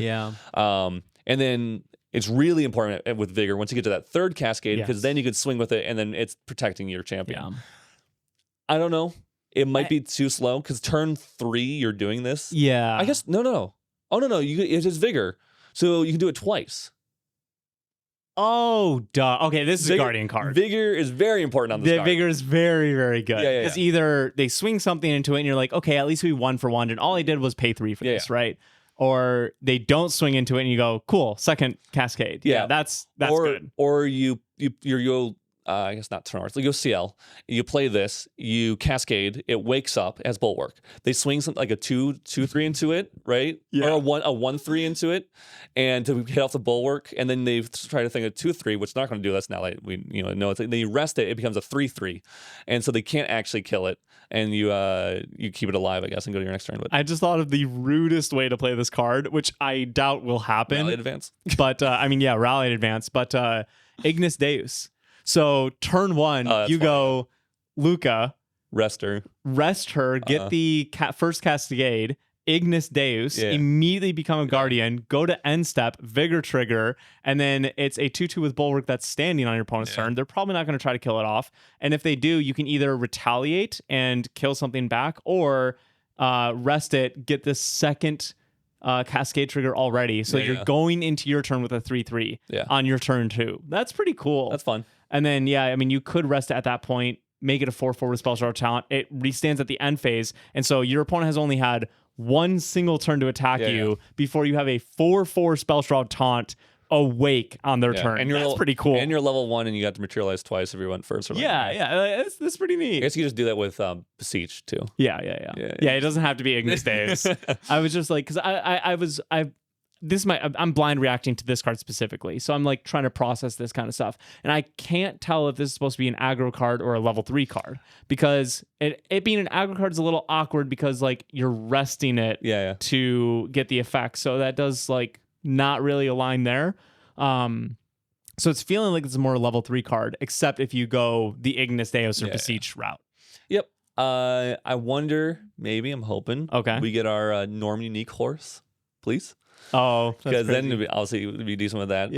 We got a water, wind, and fire. Why don't we get a Norm one? Because it'd be really strong, I think. But a lot of unique Norm allies, humans. Anyway, card. I think that might be the last one of those ones. Yeah. Okay. Now I have to go find the others. All right. So Modest Archives. There's the other ones that I forgot about, but I remember at least during the podcast who had them. They had a bunch and some really cool ones. So we'll start off with this one. This is not in order of when they talked about them. So, but they had Hot Cakes, which is a 3-cost. Also, sorry, that's up here on in video. The screen might be cut off. The cards should just be here. I usually put them in. So as long as I didn't forget from now until literally like 6 hours from now when I'm editing this thing. Hot Cakes, which is a 3-cost fire item cleric food. Whenever an ally enters the field, you may sacrifice hotcakes. If you do, that ally's next attack this turn gets +3 power, and then just flat out floating memory. So you can sacrifice this and get floating memory. You can play this and instantly play an ally. So it is representing a 3-drop, deal 3 damage with floats. Or not 3-drop. Well, I guess kind of. Deal 3 damage and float. I was trying to figure out, is there an ally in fire? I don't think there is, but I feel like we have an ally in this game that, like, if it did a certain amount of damage, do a certain thing. Do we have that? Like Queen Piece. Yes, the pawn piece specifically. Yeah, the pawn piece. Yeah, pawn piece. Yeah, yeah, that's cool. Yeah, Queen piece might also as well. Actually, might have something in there. Can't remember, but the pawn pieces. That's what I was thinking of. So that's kind of fun with that. Yeah, that's pretty cool. You could just drop a pawn piece to get +3. There is a combo with Rinks and Fields or whatever it's called that gives them plus power as well. So you could drop that, drop a hot cake, go your next turn, drop a single pawn, swing 7. Maybe use a single command in there somewhere. I don't know. Someone figure that out. But I think this is kind of interesting. I do think deal 3 damage for and give an ally plus power and gain attack is interesting. This is a just straight up upgrade of Relic of Dancing Embers, which is a card that we saw in AMB, which almost felt like it was playable. Yes. That was a 2-drop Fantasia that came in hindered. Yeah. And whenever a fire element ally you control deals combat damage to a champion while it's awake, while Relic was awake, you may sacrifice Relic. If you do, deal 3 damage to that champion. Class bonus Tamer floating memory. Yeah. This is no class bonus locked. It's just generic floating memory, which is obviously significantly better for cards like Creative Shock, blah, blah, blah, all that kind of stuff. And then also does not come in hindered. Like, this is a straight up upgrade. Yep. It is pretty good. It also is a food, which will come up as we see later. So there's multiple use cases for this. I like this. I think this is definitely one where it's like see the whole set, see what kind of food and other combinations are with this card, whether allies that specifically might really want to utilize this card, all that jazz, and go from there. So, but I do like it because also the floating memory is pretty good. Yeah. Next is Fling Food. This is exactly look at that. This is a 1-cost fire, slow action cleric kitchen skill. As additional cost to activate this card, sacrifice a food item. Deal 4 damage to target unit. I don't think you want to sacrifice this food item, but there are a couple food items that are currently in the game already. One of them being the most common, which I think would be thrown, which is Forest Cake. Forest Cake is a food item, and it replaces itself. And so you use that to level up or something like that if you wanted to, and then you have a Blazing Throw just right there and then. More blazing throws. Yeah, this is our third blazing throw. Yes. Or I don't know why I quoted third. This is our third blazing throw. Yeah. We have Shield Fragmentation, which is a 2-cost. So it's not quite the same, but it's a 2-cost fast speed. Yeah. That sacrifices shield as cost and then dealt 4 damage to something. So this is just yet another one of those, keeping with the 1-cost theme and slow. So an actual true blazing throw. What's up? Well, I'm wondering if we're getting to the point. Now we have 12 we run a deck. Can we run a deck that's just going shields, foods, all these blazing throws, cycle, and we're pretty much every single turn we're bringing out weapon swinging and throwing it, or bring out a shield and throwing it, or like bring out a food item. For all I know, there's a material deck food item. You know, I don't know yet, but and we're just like using all these throw stuff cards that deal 4 damage each for low cost. I mean, as skills. Yeah, crazy. And then throw a Rococo in there for a little, good measure, because the Rococo works with actually this cake pretty well. You have a low influence because you're dropping these cakes that don't replace themselves, and then you get a Rococo. Gets +3 on the power, so swing for 4 and then hit for 2 with the on-enter. Yeah, I don't know. Also, I do feel like this hotcake definitely feels like could see playing just Suited in general. Because Suited sometimes has like a little bit low power on some of their allies, but like this really pumps them up and gives that float. That like this float works perfectly with 3 of Hearts as well. So you just pitch it, and then if you don't want to drop it, obviously. So maybe something there as well. But anyway, next is Smoldering Cook, which is a 2-cost fire, 1/3 ally cleric ranger kitchen human, class bonus stealth. You may rest Smoldering Cook and sacrifice a food item to deal 3 damage to target champion. So more blazing throws, honestly. I mean, that's all this is. It is cool that if we use this with Hotcake, either of these, if like they have Taunters and Interceptors, this is ways to use Hotcake to still get around that effect. And Hotcake kind of replaces itself, just like Forest Cake kind of replaces itself, or definitely replaces itself as well. So I don't know. I mean, there's definitely power here. This one's really interesting. It's important to note when you're evaluating this card that the sacrificing a food item is kind of dealing 2 damage. Like it is obviously dealing 3 damage, but you are resting something that inherently has 1 power. So by choosing to not swing that 1 power, you are losing that from your damage output from the turn. Do I think a 2-cost item that had the same effect would be really good? So like I think it might be better, right? Like that's why they gave this thing stealth, right? There is a little bit more interaction with allies, I think, than items. Even with something like stealth, Lorraine's with Sword of Seeking going level 2 can inherently still clear it off, blah blah blah. But this card seems crazy. This is, I think, obviously, cleric class bonus gives it stealth, so it stays alive. I also think this is good in, again, Suzaku, getting to deal 3 damage. You put Force Cakes on board to level up. You drop this, deal 3 damage, get a counter, and then you pepper chef it away. Because we have the cooks and chefs. It kills it, and then you swing 4 anyway. Like, there's a lot of combos with all this stuff. This card seems very good. Also, Schnitzel. And then they had a couple more cards. So they had the Cook Tech Mixer, which is a 2-cost fire item cleric Veltec kitchen device. The next food card you activate this turn costs 2 less to activate. So now all those food cards we were talking about, the cakes, mainly the cakes, cost 2 less, which is really insane. Good. And then you may sacrifice the Cook Tech Mixer and a power cell to deal 3 damage to each champion and draw a card into memories. So could become damage later on as you're making stuff cheaper at the same time. This is cool because you have 2 of these on board. If we have a really expensive food item, you can rest them all and then make something really cheap. I hope we get a really expensive food item, like some grand cake. I don't know what's going to be. A banquet, right? Wedding cake or something. That'd be really fun. So I like this card. Again, very neat way to use a power cell in fire now. Yes. might be not included in the deck. I almost feel like there is a Veltec item, so there is some obviously synergy with that. You can search it out at the very least. Same with the hotcake. No, the hotcake is not a Veltec item. This is a Veltec item. Yeah, hotcake is just a food. Yeah. So you could search this out, which might be worth it just to run this. A couple of these even. And then golden measure patisserie. Yeah, I don't think I was reading that right. I was like, that's not how you spell pastry at all. Unique is a 3-cost norm, unique domain, cleric kitchen market. On enter, put a buff counter on target ally. Pay 3 and rest this to summon a delicious pastry token. This ability costs 1 less to activate for each kitchen item you control. It counts itself, so it costs 2. No, it does not, because it is not an item. Oh, it's not an item, it's a domain. Dang. Yeah. But the Cooktech mixer is. Yeah. So I guess it costs less with that. Oh yeah, I didn't really say that item keyword is throwing me off today. So it could cost 2 if you have one of these on board. Which this is a food item to activate. Yeah, okay. Another synergy with the boon, the kitchen boon. Yeah. Kitchen or food item boon. Anyway, this is cool because the delicious pastry token, let's go to that, is a 1-cost norm cleric food token item. Sacrifice it, and you recover 2, or you can pay 2 and sacrifice it and put a buff counter on target ally. So versatile, and then we can also sack it. This is nuts. Yeah. And also is a token from my boy Tony. Yeah. And we do have a domain that makes This is very good though. Yeah. Being able to just sacrifice it, not have to have any other stipulation on it, and recover 2, I think is underrated right now. Like, this is insane. You were seeing so many cards that are self-damaging this set, but giving you a really strong ability.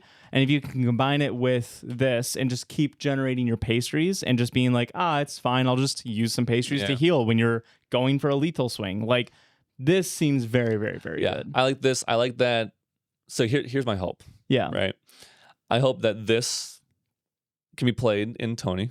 So we make some tokens, and we have recover. We have put a buff counter on something. We have token generation. We also have a domain here that has no upkeep cost, which is thank you. Why we have that.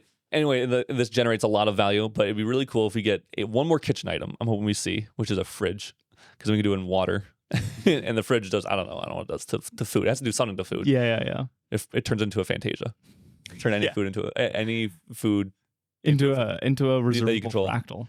In reservable, that's what I meant. Reservable fractal, a reservable Fantasia. It loses all abilities, becomes a wherever Fractal says, without the floating memory. It's a fridge that does that. You pay, and that'd be cool. Anywho, then it's a kitchen that makes this cost less. We make more. We can also fractalize. We also fractalize this in water, which is nice because it's just an item. So if we're making a bunch of them and we want to fractalize them to get effects or to level up, then it's also synergies there. But Monolith Archive had some really fun ones. One last thing I want to talk about the domain is that the on enter to give a buff counter to target ally. You can play this card because the activation is not requiring you to target an ally. So you can play this card while there are no allies on board. And then the on enter will just fizzle. However, if you play this card with none of your own allies and your opponent does have allies, the on enter will go on the stack, and you will have to target one of their allies to give a buff counter too. It's as far as this says, there could be a route as to all these, like some cards, but I think that is how this is supposed to work too. But important to note. Hopefully, you can just get an ally on board. Because then it makes it real easy. Although I guess they could do on an in-response activation, kill yourself and get a buff counter on my ally. That's kind of cool. On my interceptor or taunter or something like that. That'd be kind of interesting. But I don't think there's any more. Let me double check. Oh, we had ours. Oh, we can talk about ours a little more. Yeah, we haven't talked. Okay. We talked about Wicked Guildbreaker. We did. Yeah. We don't talk about that. Yep. Let's talk about these fractals because.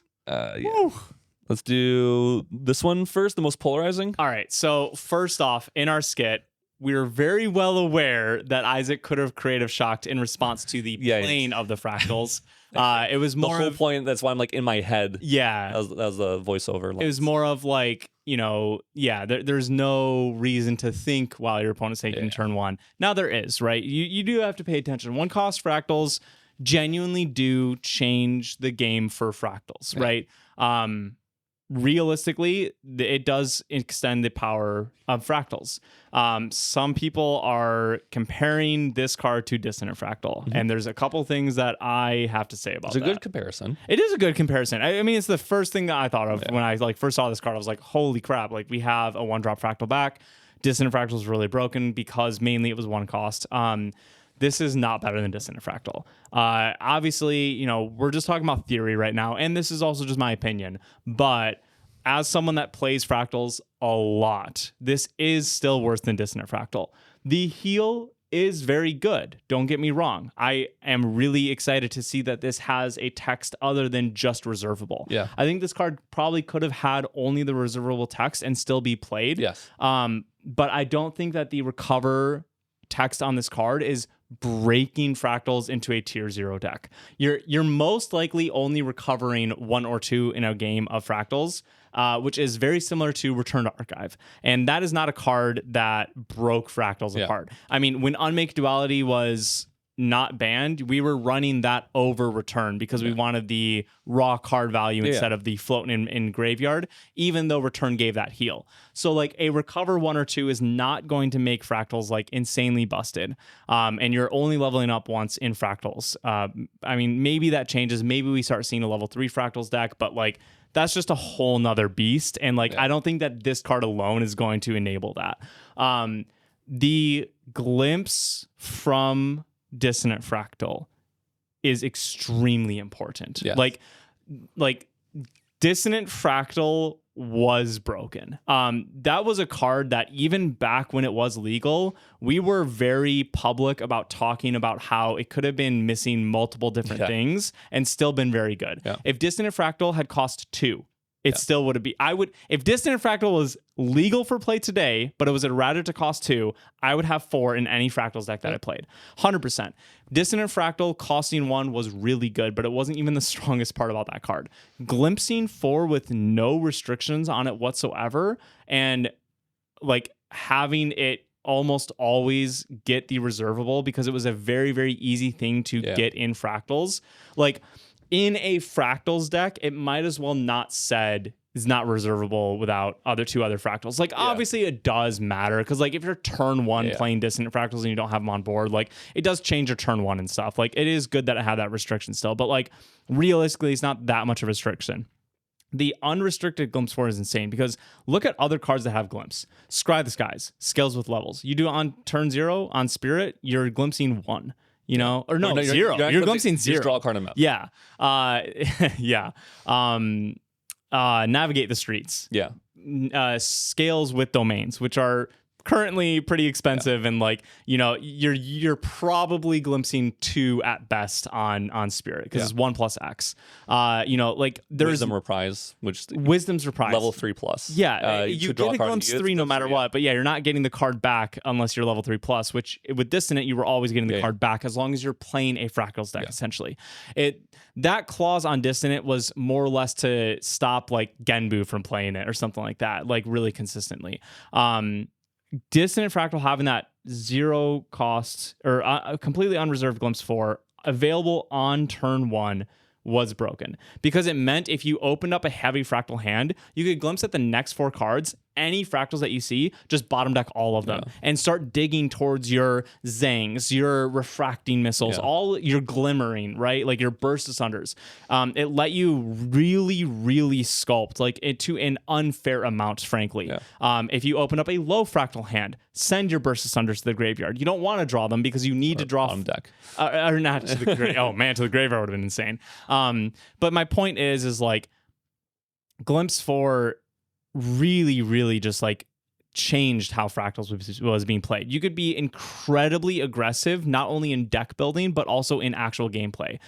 You could put 3 Burst Asunder into a deck and not worry about it at all because you have 4 cards in your deck that say Glimpse 4. So if you really need a dig for a Burst Asunder later in the game, you could just do that very, very easily. It let you completely have situational control on how the game was being played. Like I said, open up high Fractals, send all Fractals to bottom deck. Open up low Fractals, send all other cards to bottom deck.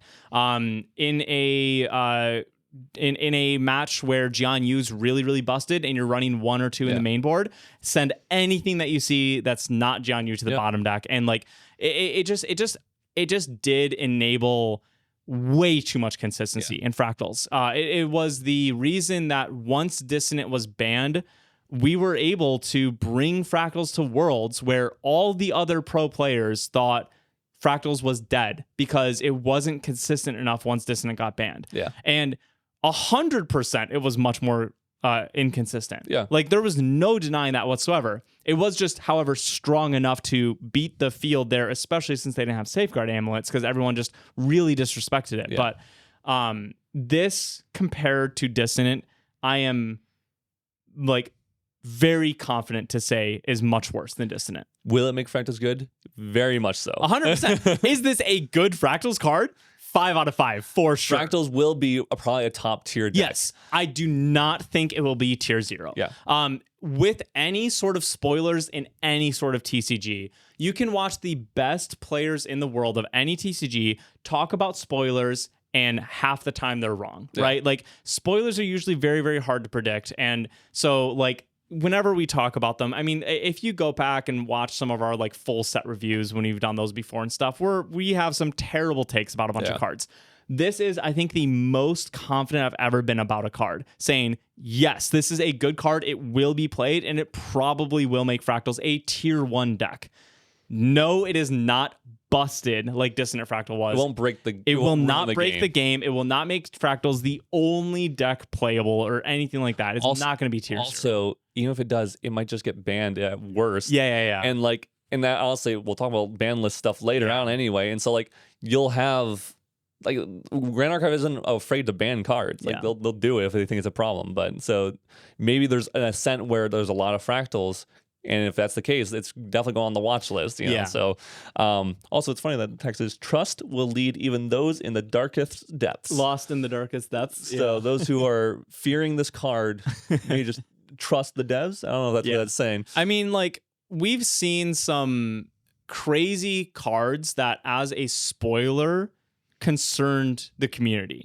One that comes to my mind is actually another card that we did spoil was Diablo Ray, right? Yeah. There were a handful of people that were genuinely concerned that it was going to ruin the card game. Yeah. And then it came out, it saw play in Toronto because Razor Gale was a busted deck, and basically saw play at EU Nationals 2025 against you. Yep. And it hasn't seen like any play. It's crazy. I didn't know it was in their deck, obviously not. But I just, for whatever reason, I was like, they're on that card. I know they're on that card. And I was like, but I have to bring out GCR here. And it's actually not that big a deal because they go hands down, basically. And I was like, bring out GCR. And they go, Diablo Ray in response. I was like, I knew it. Like, I just knew, like, for whatever reason. That gut feeling. They're on Tristan. Of course you're playing. I'm like, I'm sorry. But yeah, I mean, like, they're, again, it's hard to judge a card's strength. And I think this is something that is going to make Fractals better. And it might lead to, like, I'm not going to shy away from saying this enables the turn 2s for Fractals again. Fractals, when it has a 1-cost reservable Fractal, can turn to you. Without any 1 cost, it's impossible at the moment, at least, with how Fractals are being built. I've done the math. It's sure on that? Yeah, I'm pretty sure. The only way is like going QSG channeling stone or something like that. But I mean more like with how the lists are built, you know, like without trying to build a getcha into the list, because the only reason you're putting QSG channeling stone into Fractals is to try to pull off a weird turn 2. No. Zang, true. Yeah. This is going to give Fractals their turn 2 back, which I think is the most I can sympathize with this is an unfair card to see. I do agree. I think Fractals is a deck that shouldn't be able to turn 2. But I do think now we have more There's more outs than 100%. we used to have. So we have a Calming Breeze is like the easiest one I can think of, where it's like, because they go for Burst of Thunder for lethal. It's not like they go like missile for lethal. It's Burst of Thunder for lethal.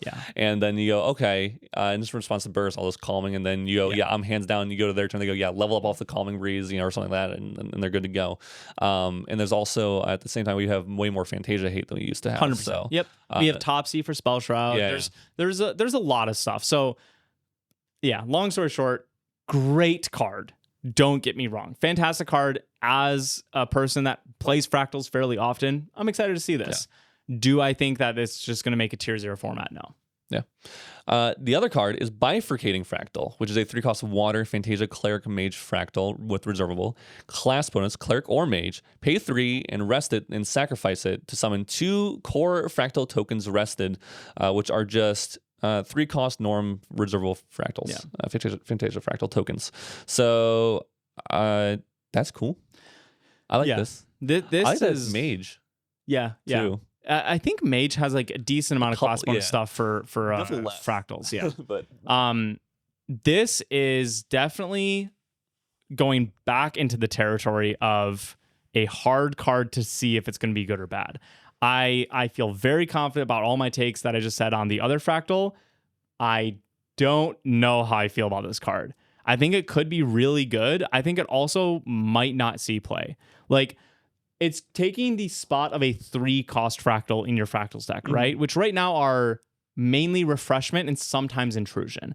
And refreshment is, again, kind of adding to your consistency. Once we lost dissonant fractal, refreshment felt like a more important fractal because you could kind of like bottom deck 3, top draw 3, right? And so like it could fix your hand. Not as much of a glimpse situation, but dealt with your current hand. So I'm not sure if you want to give up fixing your hand for potentially getting another fractal, which you're also paying 3 for. If this just like rested, obviously this would be broken, right? But like you are essentially paying for a fractal. You're just not losing the card from hand, which is very good. I do think it's interesting that or I guess that my thought with this is that it's not fractals, like fractals. Yeah. This is really good with anyone who wants to play Glimmer, right? Because you want to play Glimmering Refusal, cool. Now you have, or in Refracting Missiles, just like inherently, because now you get to Glimmer for 2 bare minimum because of this card. You can even do play this, go to your turn, level up in Recollection, pop it, get 2 fractals right away. And they do come in rested, which is another big thing. They come in rested. Yes. No, the card says it itself. Yeah. Oh, okay. That's what I'm saying. Like, you have to be level 1, which in fractals, sometimes you stay on spirit for quite a while. They're coming in rested. You're paying 3 for it. Like, it's taking 4. Yeah, right. That's true. Yeah. So it's taking a lot of tempo. It is restricted, and it's not giving you that immediate tempo back. I should have said Guardian on that sucker. You just want your token generation. Dude, give me token generation. Why is it so hard to get token generation? It's like pulling teeth. Yeah.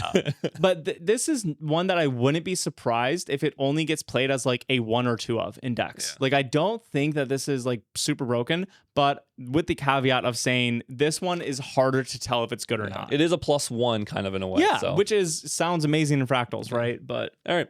Well, I think that's it. I don't think we have newer ones right now. I'll double check as we were going through this. Yep, no. At least not from Merlin's Marketplace here. We could have more somewhere else, but I haven't seen them. Shout at your decks today as of recording, I believe, is supposed to release. Yeah. And I don't see where that would be. I mean, it could be on their You can go hit the by date thing. Where are you? Oh, right here. By date in the corner, yeah. They'll show you this. Yeah, they're not out yet.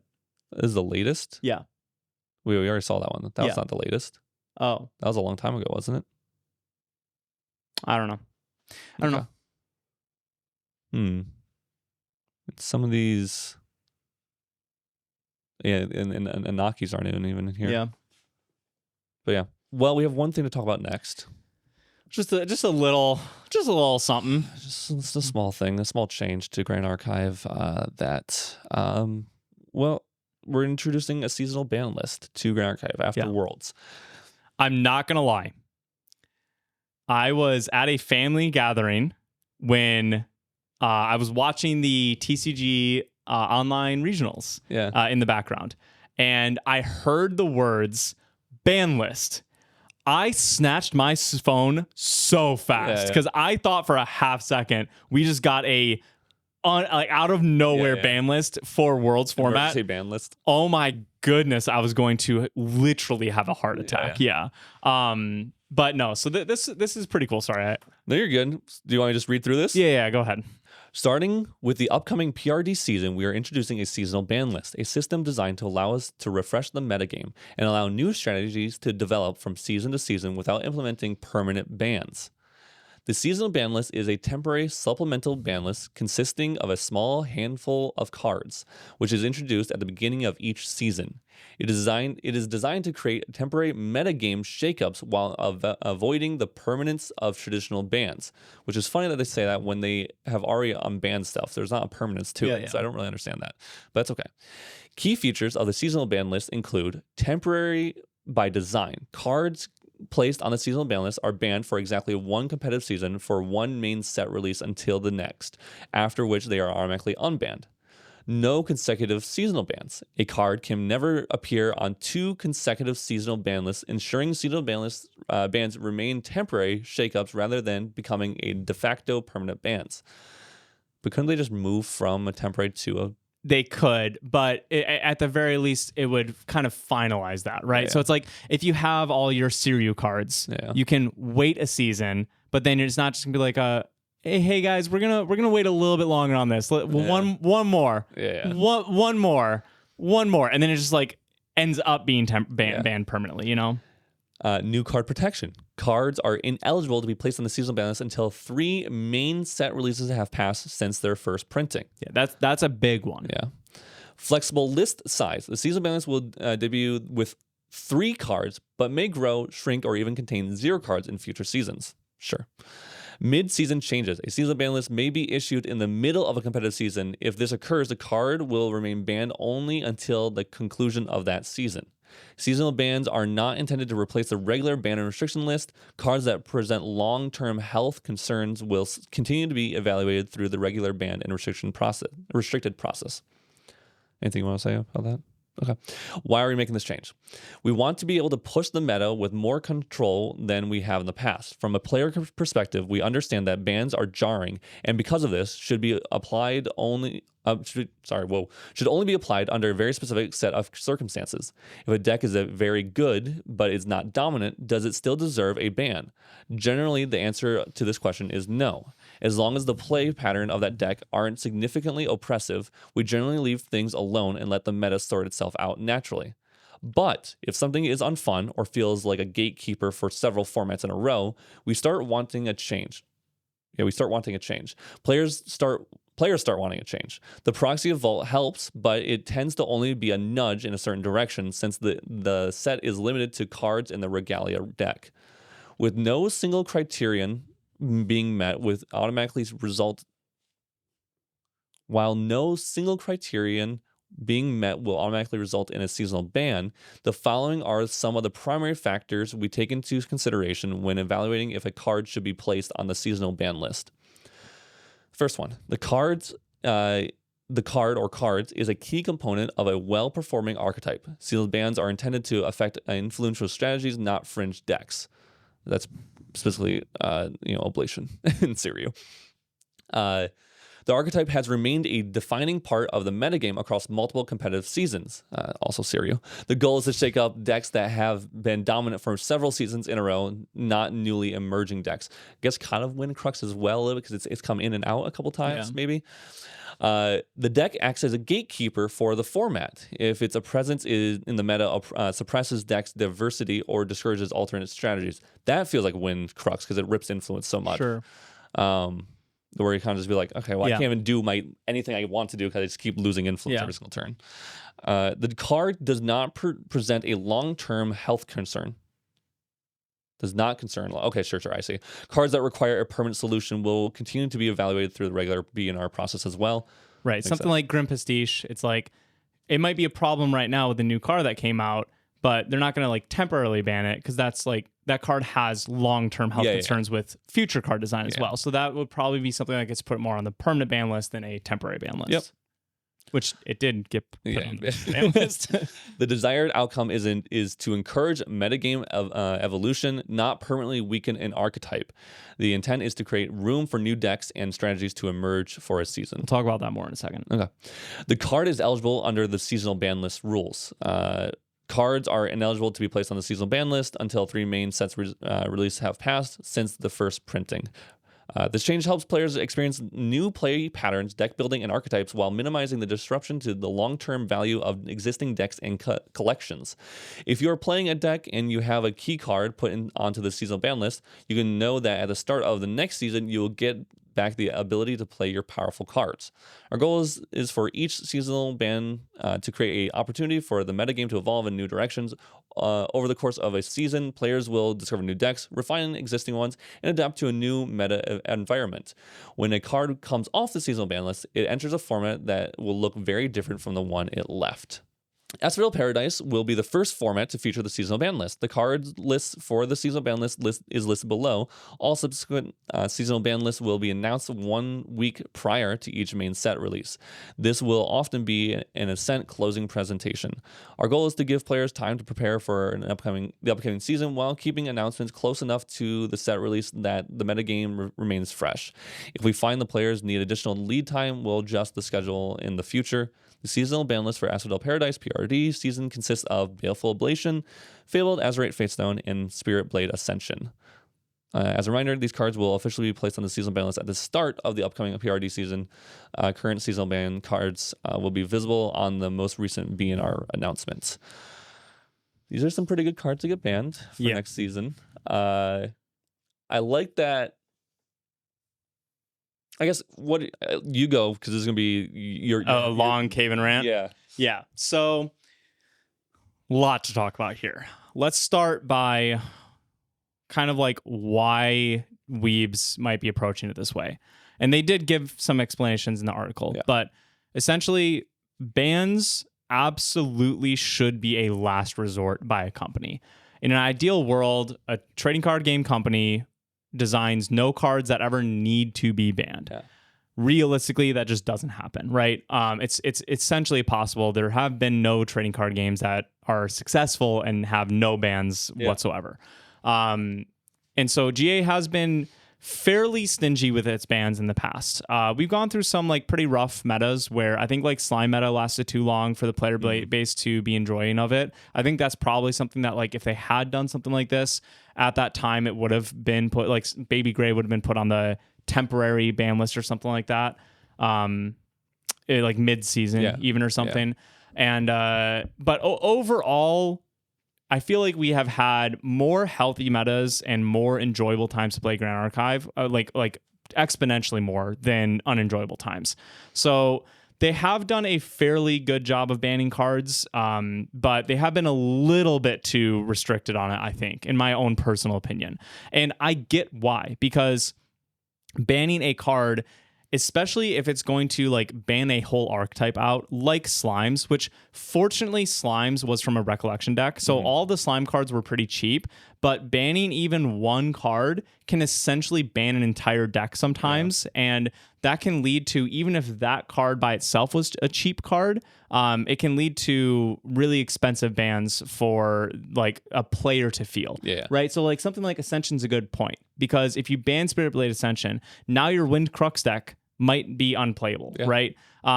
Technically, it's probably still playable, but it might not be strong enough for you to consider to want to play it anymore. While Ascension itself is like a 50-cent card or something, this now means that maybe a player that just picked up Aella's, Ghost of Pendragon. Ghost is still cheaper. It's still like $10 each, but like Aella's are like $30 plus. I mean, DGs are cheap and you can play it in any deck, right? I really forgot that.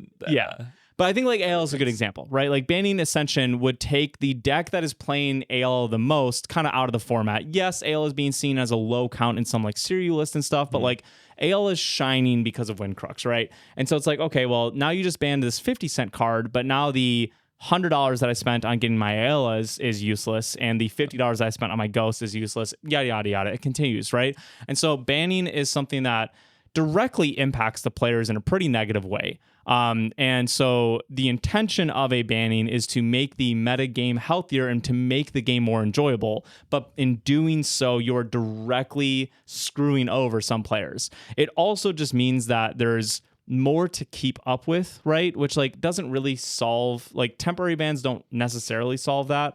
But it should be something that is avoided at all costs. Temporary bans are interesting because it shouldn't have that much of a market impact. Like it will for sure, but it is not the same as something just outright getting banned. And so hopefully this will mitigate some of the downfalls of banning with getting the point of a banning across, right? Because, and they basically say this in their article, but the point of these is to make the player base play something different. Yeah. And this is a good thing to talk about in Grand Archive, because realistically, a lot of players will just net deck or play whatever's strongest and not like cook, right? Yeah. They won't try to create something new. And that's fine. I've never been one to give shame to net decking. I don't think that it is something that should be shameful or like talked down upon. I've net decked plenty of times in every TCG that I play. It is a tool that you should be using as a resource. However, when a community leans a little bit too heavily on it, it can become a little toxic for your game state, because you end up in situations where not many new ideas are being presented and people just continue to play the same stuff over and over, and it becomes very repetitive, right? And so I think that this is forcing players to have to cook a little bit more. It's like you can't get comfortable. You can't just play Oblation for 3 seasons in a row. Or Syrio is a way better example. Yeah. You can't just play Syrio for 4 seasons in a row because it's been strong the entire time. You have to go learn something new. You know, like go try to. Poor Bradis, man. Yeah, yeah. What is he gonna do? Take PRD off. You know, he's safe. It's coming back, right? Like potentially, I guess. See you next season, buddy. January or December. Yeah. But you know, like this is an interesting solution. Yeah. I like really try to think about how I felt about this before we recorded the podcast, and I was kind of glad that we didn't do like an immediate reaction video. Shout out to the content creators that got up a reaction video. Like Ryer got one up like immediately. I was like, man, that was fast. It's always good to have those kind of videos, but I also wanted to be able to like give some actual thoughts about it, because I know that people have been a little bit vocal about how they wish GA would ban cards a little bit faster. And I do agree I think they're just a tiny bit slow on it, but this is what this is trying to fix. Honestly, I feel like the biggest reason why they're a little bit slow on it is because they keep waiting till after Ascents. Yeah, sure. And so like sometimes their Ascents are really far apart. In the meantime, people are playing regionals and their locals are like, this sucks. I don't want to go to locals because I keep playing against the stupid Syrio deck at my local, because there's 5 of them there. Because all the main deck guys, and I was like, but like seriously though, it's like that's why it feels slow. Yeah. And I think in other games, they probably was like, all right, it's been. The next event's in. Well, technically, they probably have more events. They usually have more monthly events. GA has definitely scaled up their events. It's getting to the point of like an event per month, but not in the same country. Yeah. So it still is all like 2, 3. I mean, literally the next NA one is in December after Worlds. I mean, the Worlds is even in NA. So it's just you're waiting from, what was it? Vegas, all the way till December to play in a big event. That's insane. A ban and restriction list from also Ardio's been long. You haven't seen a single change. I understand why it's a little slow. It's because we've seen one change. We've had one ban list and restricted list. Yeah, but it's after all the Nats. Yeah. Again, for people who aren't going to Worlds, who cares? Yeah. You know, it's mainly for the world players. But what I'm getting at is like they usually wait till after a major event and still just do it in the mid time because they're worried it's going to affect some other whatever. Which is understandable. There's some pros and cons to that. Right. Yeah. But because of that, people feel like this. Yeah. Thank you for finally banning Ranger Strides, where we all thought Ranger Strides should have been banned 2 events ago, 3 events ago, whatever it might have been. So I like that if this will be done in the middle of a season, it's not going to be out of left field. The way that they are presenting this is like they did leave themselves room to say this could drop mid-season, right? We could add to this mid-season or something. But there's a lot of criteria that has to be met, and they're very like public with what that criteria is. So it's not like you're going to be playing a new deck and it's tier 1, everyone's playing it. And then out of nowhere in the middle of the season, 2 weeks before your ascent, it's just gone, right? It is weird, though, the verbiage they said, specifically that it can't be on here unless it's the past 3 sets. Mm-hmm. Main sets, yeah. because that almost feels odd. Because that means if there's a strong card that was printed that they missed or something like Ryle, something like that. Yeah. Where they want our 3 visits, where they want to ban like right away, basically. They can't just ban it for the season because like next set has a fix already. The next 2 sets has like really things that fight it. So like they have to ban it fully. Ban it and then maybe unban it the next season. Yeah, it's like, definitely a little awkward. I don't know why why would you limit yourself on that when you could just be like, let's just ban it mid-season for the format. It'll come back next format because we have like how we had nullifying mirror, nullifying lantern, or whatever, where they pulled them up instead and put them in Proxy's vault, which like, they can do again, I guess. But again, it just feels awkward to limit yourself. Sure. With that line that is put in there. I think it's probably just more to not like give the fear of we're trying to control the meta every single set that we release. But they can do it with ban restriction lists. I mean, they can, but like how do I explain? Like Yu-Gi-Oh, right? Yu-Gi-Oh back when I played like GX era, 5Ds era. Especially in the 5Ds era. Yeah. That era, man. They started to get into a rhythm of print busted cards in the new set, either ban them or print the direct counter in the next set. And it was just a money grabbing situation to make each set sell really well. I think that like that just might be kind of like the thing that they're trying to prevent. You're telling me that Weebs shouldn't just be dumb. I'm going to call it waves. I don't call it waves too often. No, you don't. I think that's dumb to do. Sure. Anytime you publicly put a line of text, especially like this, that is permanently in there. You do something against this list now. Yeah, you frustrate your players. Yeah, you're frustrated because you said you weren't going to do that. Yeah. Now you suddenly want to do it. I think it's just there's no point in doing that, honestly, purposely. I understand it's like, it makes it seem safer. So it's like, okay, these cards I just got aren't going to get mid-season ban, but it's just a mid-season ban, so it doesn't matter. They're coming back at the next season. So why would you? It doesn't limit you in any, or it only limits you, I feel like. Anyway. Yeah. There you go. And then the other thing, I'm actually surprised that Ayla isn't on this list. I'm surprised too. Like, well, I think it's because they took off Ascension, and that one is definitely the most broken way to use Ayla. And Syria, which are the next thing you use it. So I guess. I mean, I think one deck that is interesting is Wind Ride. Like, use the Wind Ride, sorry. Wind... Luxem? Luxem, yeah, in general. But, like, I was thinking specifically Wind... what's his name? Xander. Okay. Who can use Fate Stone and Ayla to clear board and stay alive. And sorry, when I say Wind Luxem, I mean Wind Luxem Xander. But Wind Birds. Byaku getting up to level 3. We're doing some bird strategies. And we can Fate Stone. Probably not the deck. Yeah. But it is cool to see these because sometimes, like, as someone that does try to like create a lot of decks, it is very frustrating when there is just like a dominant deck that is just like shutting off some way of building decks, right? Yeah. Like you mentioned before, Ascension with the influence ripping with Ayla. It's way too consistent.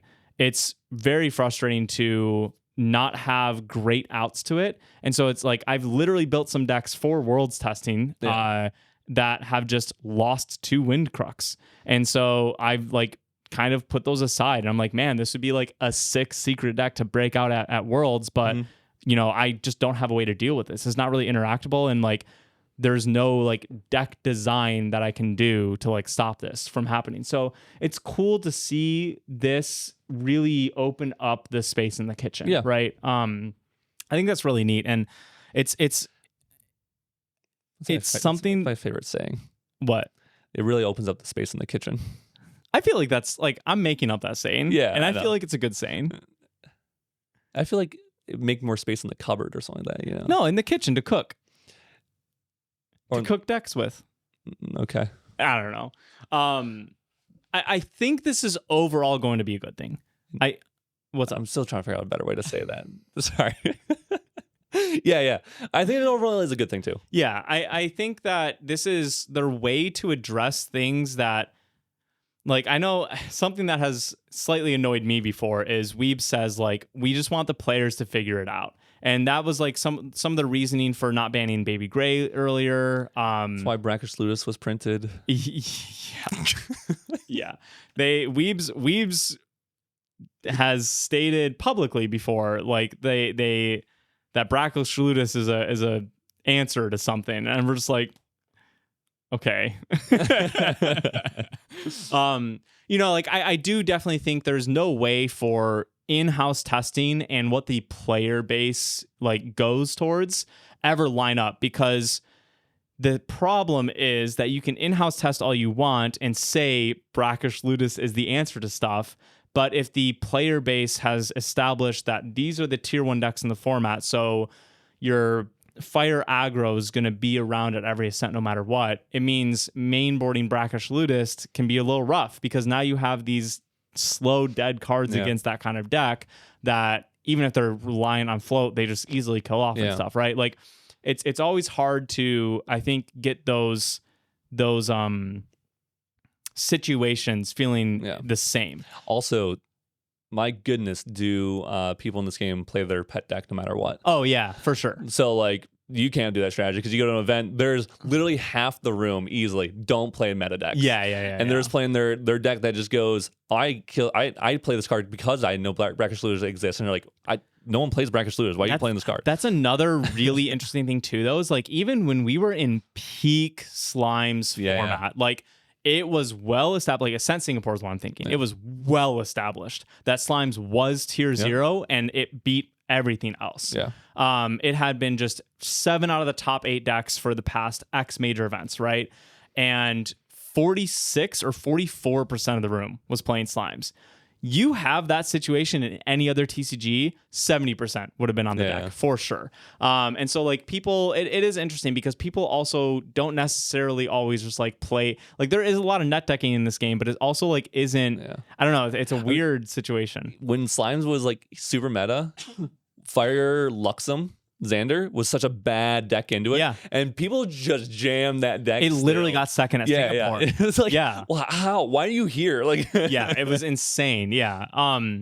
But so like it is interesting to see this in this game, because I think it's going to bridge that gap between weebs feeling that there's answers that the player base isn't finding out, and the player base feeling like, why did you guys design this card? It's way too strong. It's clearly a problem. Like, ban it, you know? And I think it'll help fix that bridge. Yeah, I hope so. I mean, I do think it's a good thing. It seems a little like, honestly, that my biggest gripe with it all is that it seems a little bit like not nitpicky, but like splitting hairs. Like whatever. Like. Then make your actual ban list a little more free flowing if you really wanted to. Like, it doesn't really. It's like putting a name to something that you don't need to put a name on. Like, if that makes sense a little bit. I do think it is good. I do think you want to call it something else so people are aware, and also like that it's going to come out a week before every set release, you know, and also there could be a mid-season one, which honestly, I get the feeling the mid-season one's going to be more often than I think people realize. I think I'm not sure. I feel like it'll be pretty infrequent. Here's my worry. That I think they're going to do. They're going to see a card that players are not going to like, Hydrating Fractal. It's going to go on the mid-season ban list, and then mid-season ban list, and go, all right, let's go on the actual ban list. You know, like I feel like that. Then it's like, then why didn't you just ban it? Like, you know, because now you have all these people holding out hope until that time. So that's why I think it's awkward. Now, granted, hydrating, you would actually have to just throw on the ban list no matter what, because we have that tagline in there, and it can't be 3 sets, more than 3 sets behind, or whatever. It has to be 3 sets away. So I guess whatever. But I think it's mainly to try to help the feels bad moments of losing a lot of money. I know. Because even something like Baby Gray, Icebound Slam CPRs. Or CS, no, Lost in Thought. Lost in Thought CPRs, CPRs. Because like Baby Gray's there is an Icebound Slam. There is an Icebound Slam CPR, but they did that after it's banned, because you only generate one now. Anyways, Baby Gray is a really good example where like it was on the ban list and we hadn't had a card unbanned yet, right? So people, if you got into GA in the past like 2 years since Baby Gray's been banned, maybe like a year and a half or something, you wouldn't have bought Baby Grays, right? Even though like they were a dirt cheap card because it was banned, you just wouldn't have bought them. Now all of a sudden Baby Grays unbanned and they shot up to like $20. Like I sold Baby Grays at $20 each. I think I eventually dropped my price on them, but like it was significant amount of money for something that was essentially useless before. And so now you just like get into that like weird thing of like, oh, well, this card got banned, but I should buy them while they're cheap, because what if they get unbanned and they become really expensive, or I'll hold on to mine, or something like that, right? And like you have expensive cards getting banned and players feeling bad about that, and then unbanned cards or banned cards becoming unbanned and becoming expensive because the supply isn't there. Wow, yeah, that was a lot to follow. I definitely followed it. Yeah, completely. They're doing some cool things like, Baby Gray has been announced publicly to be in PRD's event packs, which is really cool because that will make the card way more accessible to newer players. The temporary way is a way to try to mitigate the market aspect of this. I think that's honestly, I think that's literally the biggest thing. Yeah. I think they're just trying to, that is the biggest downside with banning cards is it affects players' wallets. Yep. And I think this is their attempt to mitigate that part of bans as much as possible. I get it. And there are some awkward things that come along. I get your points about it for sure. And I have some reservations about it as well. Yeah. But I think it's a really cool idea. I mean, it is just weebs trying something new again. Like, I want to shout that out though, because Weebs does do that more than it feels like any other card game. And honestly, most of the time it works. FTC almost killed the game because they made some really bad decisions with how they did that set. And it literally almost destroyed the game. I mean, even like big GA people like myself were like dooming a little bit. And they very quickly responded with, well, here's this solution that's never been done before, and it worked so well that they have done it repeatable like multiple times now. And so like this is hopefully just one of those things where it's just like this is something that really hasn't been done in other card games. It does seem a little odd, but maybe it's going to be really successful where they don't have to permanently ban as many cards because they get to do this kind of weird situation, and it stops the I just lost a bunch of money feelings in a TCG. And maybe that's actually something that grows this game, right? Because maybe the players that get their $300 decks banned in another card game like frequently, I mean, it's literally why I stopped playing Yu-Gi-Oh! Was because my cards were either getting banned or literally printed as counter picks in the next set. And I was just tired of having to build deck after deck after deck and like just always having them lose all their value. This sounds like the beginning of like a really like emotional video. Yeah. That part right there. Yeah. Yeah. The reason why I quit Yu-Gi-Oh! is because like, we're slowly zooming in on the face. Yeah. Cool. I didn't play any of those decks, so I'm good with that. Ban list. I hated all those. Actually, if only Shadow Strike would get banned, huh? Oh, please. Just Tristan. Both just Tristan straight up Shadow Dancer and Reaver. Isaac just hates that deck. Ominous Shadows. No, they generate them. Dang it. Yeah. What else? It'd literally just be Shadow Dancer, Shadow Reaver. That's what would make you happy. Yeah. Yeah. Sadi. I don't like Sadi. Those do not need to go on the ban list for reference. Put Sadi on there. Make all those Tristan players, because dude, Tristan players max. Those $900 Saudi CSRs. Yeah. Just ban those suckers. Seasonal ban, they'll come back. You're fine. I hate Tristan. Honestly, I just hate playing the deck in testing. Yeah. It's the worst. Yeah. I frequently hand Isaac Tristan and say, hey, let me play 50 games against you. You frequently hand me the decks I hate the most. I know. And then I play toxic decks against you as well. Yeah, I abuse Isaac, honestly. It's bad. It's on the record. Yeah, I do. I do mentally abuse you, I think. I legitimately do. There was a deck we were testing for RDO at the very beginning, and that was rough, man. It was like, I can't remember what it was. It was like, I play this deck, you play the deck that directly counters it. Like raccoons or something like that. But like, you play like, I don't know, like 20 hate cards. Everything you do, I'm like, answer. Yeah. That was horrible. Yeah. It's like I had PTSD from testing the other day. It was crazy. I played against one deck so often that he started like there's a certain thing he'd do. I'm not going to say it might be anything specific, but you do it in other decks technically too, and I just expected him to follow up with saying a certain word. And it literally gave me PTSD. I literally abuse you. It's bad, but no major testing afterwards. So we'll just play our silly little food decks and raccoons decks and fractals. Food raccoons. Just raccoons throwing food. Yeah, it could work. Food cards should occasionally have a thing on them that say your opponent's raccoon allies get +1 power. Because raccoons like go after the food, you know? Like, Okay. I don't know, that'd be funny.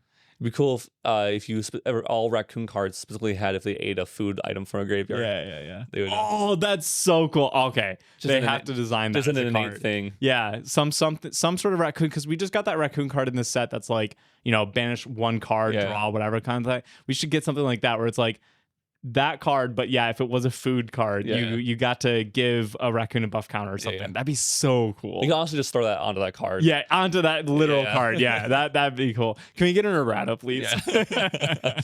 Well, anything else you want to talk about? This has been like a 2-hour podcast. Yeah, long podcast. It's been a bit. We've had some, decent ones here and there. I don't think we actually haven't had that short of one in a long time. We've been doing pretty well. So that's a pat on the back for those who can't see or hear, probably. Yeah, barely. No, it's not going to pick it up. I'm pretty sure I have like some noise cancellation on this stuff. So anyway, that's it. Cool spoilers. PRD's looking awesome. More today. As of recording and we'll be covering more of release. We'll be covering more on our next podcast for sure. Yeah. Fractals are looking good next set, but not doomable. And seasonal balance is interesting. I think we just have to let Weebs see if it works or not, because Weebs has shown to not be stubborn with things. If they try to implement something new and it just doesn't really work, oh well, but I think this is just an attempt to do something new and cool for the game, and I'm looking forward to it. Yeah. Next, the only new thing they need to do is print an Allen Rec collection deck. Yeah, we need that Allen Rec deck. It wasn't in this set, so I'm not really sure what happened. It was interesting to see this announcement now instead of at Worlds. Like this. Yes. Yeah. I guess we didn't talk about that, which I don't know if we want to, but it was interesting. Yeah, I think everyone understands, kind of showing that this is like, hey, here's 3 really strong decks. Yeah. Hey, 3v3 players. Wind, fire, and unfortunately only DGs. Yeah. Wind. It was a little weird to have Weebs be like, hey, here's the strongest decks in the format right now. Yeah. Granted, everyone knew. Everyone knows Oblation's around. Everyone knows Series been around. Everyone knows when Crux is around and has been topping. They can look at any single tournament and find those decks topping. You can, on Mondays, go to True Champion Gaming's YouTube channel and look at the meta report, and Isaac will show you what the strongest decks are. What the meta composition looks like for the Fire, Water, Wind, and sometimes Norm. And then we talk about the statistics, and then we jump into a couple of winning place decks. And this week was pretty fun. We got to see some new decks top the events. Nice. Some of them new but old, or old but new, or whatever, and then some new like Water Tony, like I mentioned earlier. That's cool. It's been fighting trying to make its way to the top for a long time, and it's there, but whether or not it's here to stay. Anything crazy with the new Rye proxy vault card? Nope. Anyways, thank you all so much for joining in on the podcast, and we'll see you on the next one. Peace.